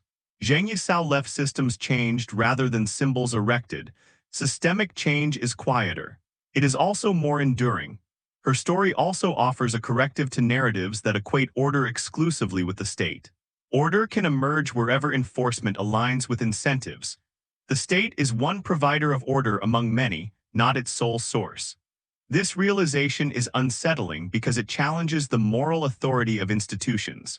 It suggests that legitimacy is not inherent but earned continuously through performance. Zheng Yi Sao earned compliance where the state failed to do so. This does not mean her rule was just or humane, it means it was effective. Effectiveness, not virtue, determined outcomes. Understanding this distinction is essential to understanding her legacy. Her career does not offer a model to emulate, it offers a lens through which to examine power stripped of justification. In that lens, authority appears less sacred and more transactional. People obey systems that deliver. When systems fail, obedience shifts. This principle applies across history and into the present. Zheng Yi Sao's world may feel distant, but its dynamics are familiar. Wherever institutions lag behind reality, alternatives arise. Some are suppressed, some are integrated, a few reshape the environment itself. She belonged to that last category. Her ability to dissolve her own power without collapse marks a final distinction. Many leaders are undone by the very systems they create. They become prisoners of identity, ideology, or expectation. Zheng Yi Sao avoided this fate by refusing to conflate power with self. She did not need to rule forever. She needed to rule effectively until she didn't. This restraint is perhaps her most overlooked quality. It suggests a form of leadership defined not by ambition, but by situational awareness. She knew what she could control and what she could not. She pressed when advantage existed and withdrew when it waned. Such discipline is rare. History tends to reward excess. It remembers those who push too far because their failures are dramatic. It often forgets those who stop at the edge because their success leaves little spectacle. Zheng Yi Sao stopped at the edge. Her story ends not with collapse or coronation but with continuity. Life goes on, trade resumes, the coast adjusts. Power flows back into institutional channels, altered but intact. This ending resists myth, yet it offers something more valuable, insight into how power actually works when stripped of romance. Zheng Yi Sao did not redefine piracy. She redefined what effective power looks like when legitimacy is absent and adaptation is essential. And in doing so, she leaves behind not a legend but a lesson. As the distance between Zheng Yi Sao's lifetime and the present continues to widen, the question of why her story still matters becomes more precise. It is no longer simply about piracy, gender, or even the Qing Dynasty. It is about how history chooses to remember power, and just as importantly, how it chooses to forget it. Zheng Yi Sao is not forgotten because she was insignificant. She is forgotten because her success disrupts familiar hierarchies. She demonstrates that authority can emerge without legitimacy, that governance can exist without recognition, and that systems can be forced to adapt by actors they refuse to acknowledge as equals. This is an uncomfortable lesson. Most historical narratives rely on clear boundaries: state versus criminal, ruler versus rebel, legitimate versus illegitimate. Zheng Yi Sao collapsed those distinctions. She ruled without sanction. She governed without territory. She negotiated without surrendering dignity. And she withdrew without being destroyed. These outcomes resist categorization. In doing so, they expose a deeper truth about power. It is not inherently moral, permanent, or owned. It is provisional. It belongs to those who can organize, enforce, and adapt under specific conditions. Zheng Yi Sao did all three. Her life forces historians to confront the limits of state-centered narratives. The Qing dynasty, like all empires, projected an image of control that exceeded its capacity to enforce it everywhere. Along the coast, that gap was filled not by chaos, but by competition. Zheng Yi Sao's confederation did not reject order. It offered a different one. The state responded not by eliminating this order outright, but by negotiating its dissolution. This response reveals a pragmatic recognition that legitimacy does not negate effectiveness, and that ignoring effectiveness can be dangerous. This dynamic has not disappeared. Modern states continue to encounter non-state actors who provide security, regulate markets, or control territory where official institutions fail. These actors are often labeled criminals, insurgents, or warlords, depending on context. Yet their success often stems from the same factors that sustained Zheng Yi Sao's power: responsiveness, predictability, and alignment with local incentives. Her story thus functions as a historical mirror. It reflects how power behaves under constraint. It shows how authority migrates toward systems that function regardless of legality. And it demonstrates how states eventually respond, not always with victory but with adaptation. This perspective complicates moral judgments. It does not absolve violence or coercion, it contextualizes them. It suggests that condemnation alone cannot explain outcomes. Understanding requires attention to structure. Zheng Yi Sao's leadership was structural, not symbolic. She did not rely on myth or rhetoric. She relied on rules, enforcement, and negotiation. This stripped-down approach to power reveals its mechanics with unusual clarity. Her gender, while often foregrounded, should be understood within this structural frame. She was not exceptional because she was female. She was exceptional because she succeeded where others failed. That her gender complicated recognition speaks to bias, not to the nature of her authority. The men who followed her did not debate social norms. They evaluated outcomes. She delivered them. This pragmatism also shaped her exit. When the environment changed, she did not cling to dominance out of pride or identity. She disengaged strategically. She preserved wealth, security, and life. Her followers dispersed rather than being destroyed.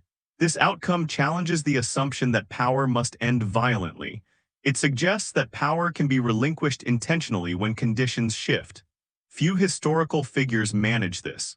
Most are undone by the systems they build. They become trapped by expectations of followers, rivals, or history itself. Zheng Yi Sao avoided this trap by refusing to equate power with permanence. Her authority was instrumental. Once its purpose was fulfilled, it was no longer necessary. This restraint is perhaps her most understated achievement.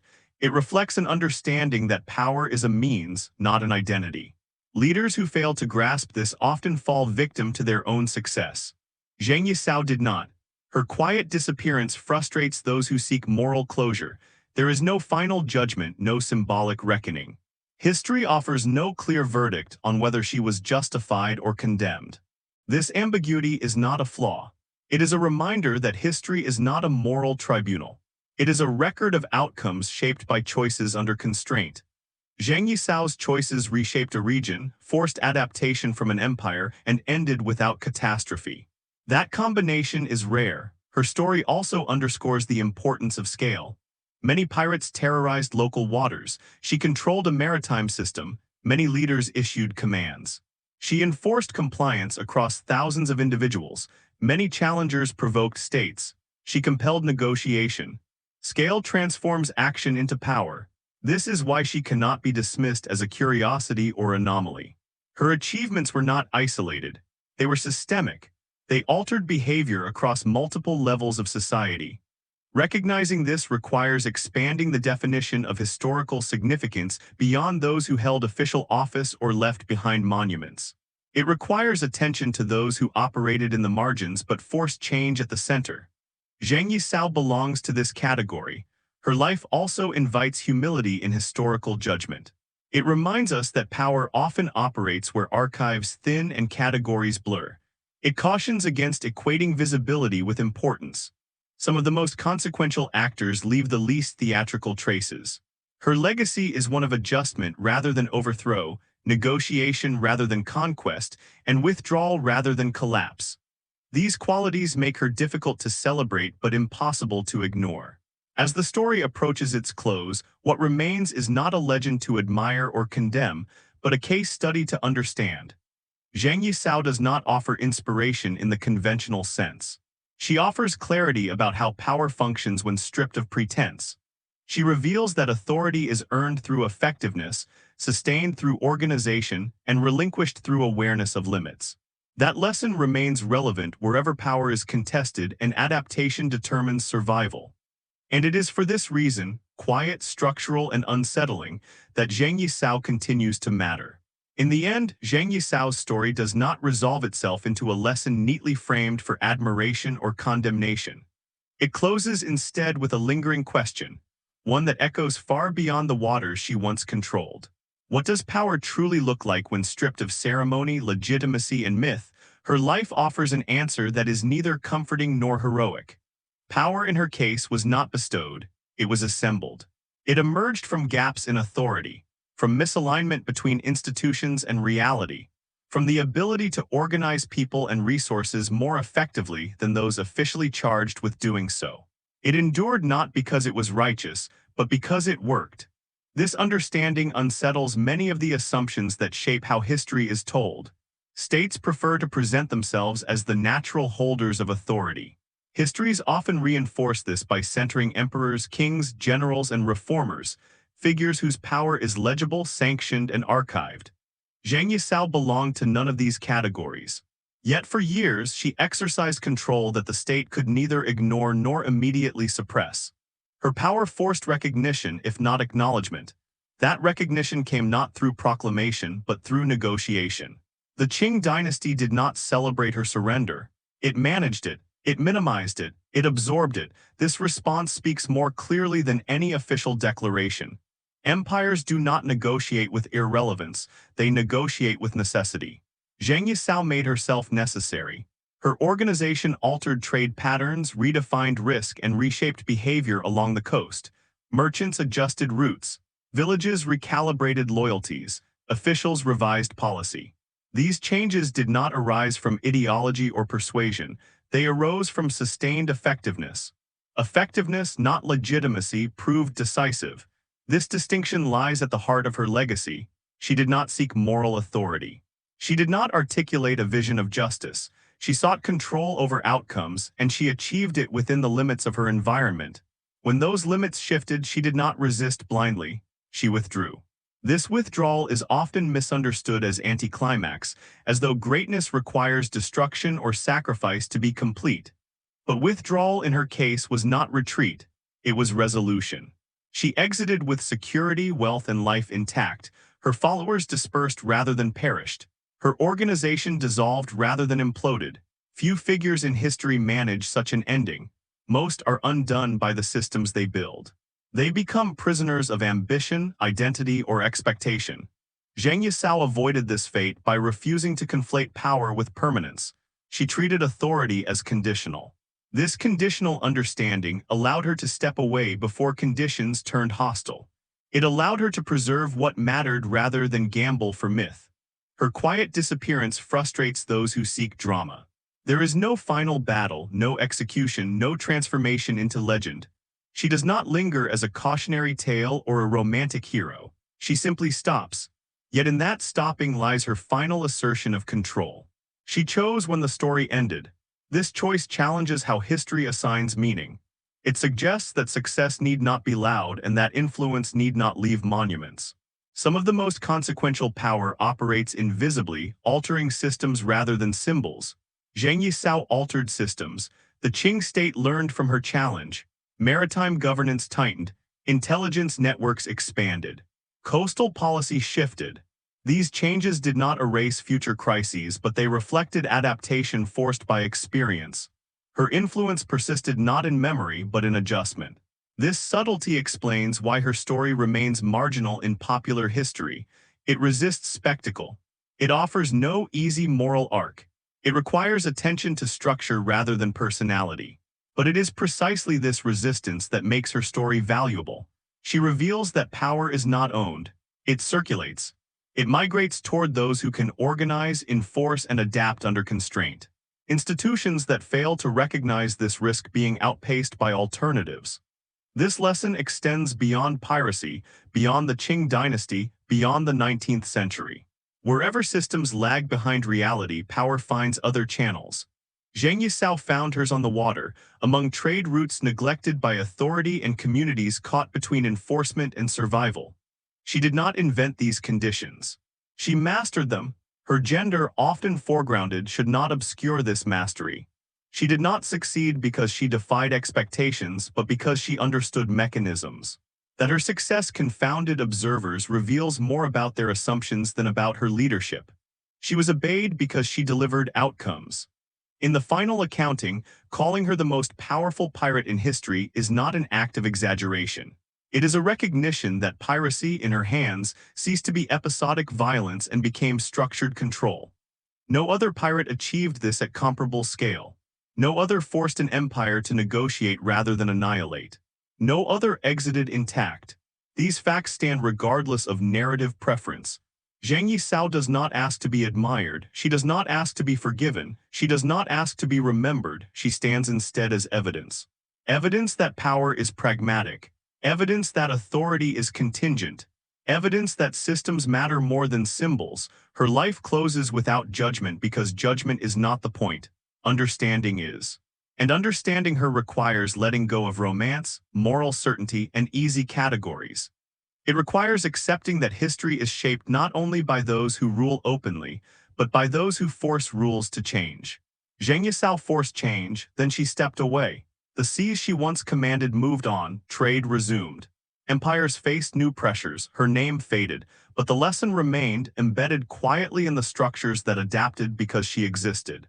That lesson endures wherever power is contested, wherever authority falters, and wherever effectiveness outweighs legitimacy. Not as a legend, but as a reality history cannot fully contain. Long after Zheng Yi Sao's ships vanished from the horizon, the patterns her life revealed continued to reappear in different forms, in different places, under different names. History rarely repeats itself exactly, but it often rhymes in structure. The same tensions that shaped her rise between trade and enforcement, legitimacy and effectiveness, order and neglect, re-emerged wherever authority failed to keep pace with reality. In this sense, Zheng Yi Sao's story belongs not only to the past, but to a recurring condition of human organization. Maritime spaces have always challenged centralized control. They are fluid, expansive, and economically vital. States that govern primarily through fixed borders and land-based institutions struggle to impose consistent authority at sea. When that authority weakens, alternative systems arise. Sometimes they are temporary, sometimes they are absorbed. Occasionally, as in Zheng Yi Sao's case, they become powerful enough to force structural change. What distinguishes her is not that she exploited this condition, but that she understood it with unusual clarity. She did not attempt to transform piracy into a permanent state. She recognized that the sea favors mobility over permanence, networks over hierarchy, adaptability over tradition. Her organization mirrored these realities. It was flexible, decentralized in operation, but centralized in enforcement. It could expand or contract without collapsing. It could move without losing cohesion. These qualities are not accidental. They reflect strategic design. Modern observers sometimes struggle to reconcile this design with the label pirate. The term carries assumptions of chaos, impulsiveness, and short-term thinking. Zheng Yi Sao's confederation confounds those assumptions. It behaved less like a gang and more like a system, one optimized for its environment. This optimization explains why suppression proved so difficult. Force alone could disrupt individual units, but it could not dismantle the logic sustaining the whole. Every ship destroyed could be replaced. Every skirmish avoided preserved strength. The Confederation survived not because it won every battle, but because it avoided unnecessary ones. Avoidance in this context was not weakness. It was efficiency. States often equate strength with visibility, parades, declarations, displays of force. Zheng Yi Sao's power was quieter. It expressed itself through absence as much as presence. Ships that did not sail because they complied. Ports that remained calm because violence was regulated. Conflicts that did not escalate because negotiation was available. This negative space, the absence of chaos, was her most effective weapon. It also made her difficult to celebrate or condemn. She did not seek symbolic confrontation. She sought control of outcomes. When confrontation threatened those outcomes, she chose compromise. This orientation toward results rather than identity distinguishes her from many figures remembered for defiance. Defiance creates drama. Results create stability. Zheng Yi Sao chose stability. Her story thus complicates the language often used to describe power. Terms like rebellion, resistance, or criminality imply opposition to order. Her actions reveal something subtler, competition between orders. She did not reject governance, she practiced it. This practice forced the state to confront its own shortcomings. The Qing Dynasty's response, negotiation, integration, reform, was not an endorsement of her methods. It was an acknowledgement that coercion alone was insufficient. Authority had to perform better if it wished to reclaim compliance. This lesson has echoed across centuries. Whenever states fail to deliver security, justice, or opportunity, alternatives emerge. These alternatives may be informal, illegal, or violent, but they often persist because they fill gaps institutions leave open. Suppression addresses symptoms. Adaptation addresses causes. Zheng Yi Sao forced adaptation. Her gender continues to shape how her story is told, but its significance lies less in novelty than in exposure. She reveals how leadership is evaluated differently depending on who exercises it. Behaviors praised as decisive in men are often reframed as manipulative in women. Authority acknowledged in one context is questioned in another, yet outcomes remain unchanged by perception. She commanded because she could command. She was obeyed because she delivered results. The reluctance to grant her full recognition reflects bias in memory, not ambiguity in evidence. As scholarship continues to broaden beyond elite state-centered narratives, figures like Zheng Yi Sao become harder to ignore. They challenge the assumption that history moves primarily through formal institutions. They reveal how power circulates through informal networks, economic systems, and local arrangements. This circulation is not marginal. It is central to how societies function. Her life also invites a reconsideration of success. Success is often framed as accumulation, more territory, more authority, more recognition. Zheng Yi Sao's success took a different form. It was measured in timing, restraint, and survival. She did not maximize power, she optimized it. This optimization allowed her to avoid the fate that claimed many contemporaries. She did not die in battle, she was not executed. She was not exiled, she lived out her life on her own terms within a system that had once opposed her. This outcome does not absolve the violence inherent in her rise, it contextualizes it. It shows how violence operates within broader systems of incentive and constraint. Understanding this does not require admiration. It requires attention. Her story, stripped of romance, becomes a study in how authority functions under pressure. It shows how quickly legitimacy can erode when institutions fail to adapt, and how rapidly alternative systems can arise when they do. It also shows how those systems dissolve once adaptation occurs. Zheng Yi Sao did not disappear because she was defeated. She disappeared because her function ended. This functional view of power is often absent from historical storytelling, which favors intention over outcome. Yet outcomes shape the world more reliably than intentions. Her outcomes reshaped a coastline, altered policy, and left behind a lesson about the provisional nature of authority. That lesson remains relevant. Wherever power is assumed rather than earned, gaps appear. Wherever gaps appear, alternatives emerge. Some are suppressed, some are absorbed, a few force change. Zheng Yi Sao forced change. She did so without claiming legitimacy, without seeking recognition, and without leaving behind a narrative she tried to control. History struggles with such figures because they resist simplification. They cannot be easily celebrated or condemned. They must be understood. Understanding her requires accepting that power is not inherently virtuous, that authority is not permanent, and that effectiveness often precedes legitimacy rather than follows it. These truths are unsettling, but they are also enduring. And it is in this endurance, in the continued relevance of the patterns her life reveals, that Zheng Yi Sao's story truly persists, long after the last sails were lowered and the sea returned to silence. By the time Zheng Yi Sao's name dissolved into obscurity, the world had already moved on to new conflicts, new pressures, and new forms of power. Empires expanded and contracted. Technologies changed the nature of trade and warfare. The seas she once controlled became arenas for foreign gunboats and imperial competition far removed from the junks of the Pearl River Delta. Yet the underlying dynamics that shaped her rise did not disappear. They merely changed form. This is where her story ultimately settles, not as a closed chapter but as a recurring pattern. History often reassures itself that power has become more rational, more institutional, more controlled over time. Yet again and again, moments arise when formal authority lags behind reality.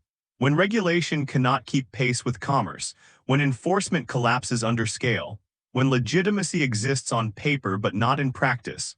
In those moments, alternatives emerge. Zheng Yi Sao's confederation was one such alternative. It did not arise from ideology or ambition alone. It arose from necessity, from a system that no longer functioned as intended. She did not overthrow the existing order. She exposed its fragility by outperforming it. That exposure is what gives her story lasting significance. Her life demonstrates that power does not belong permanently to institutions, traditions, or titles.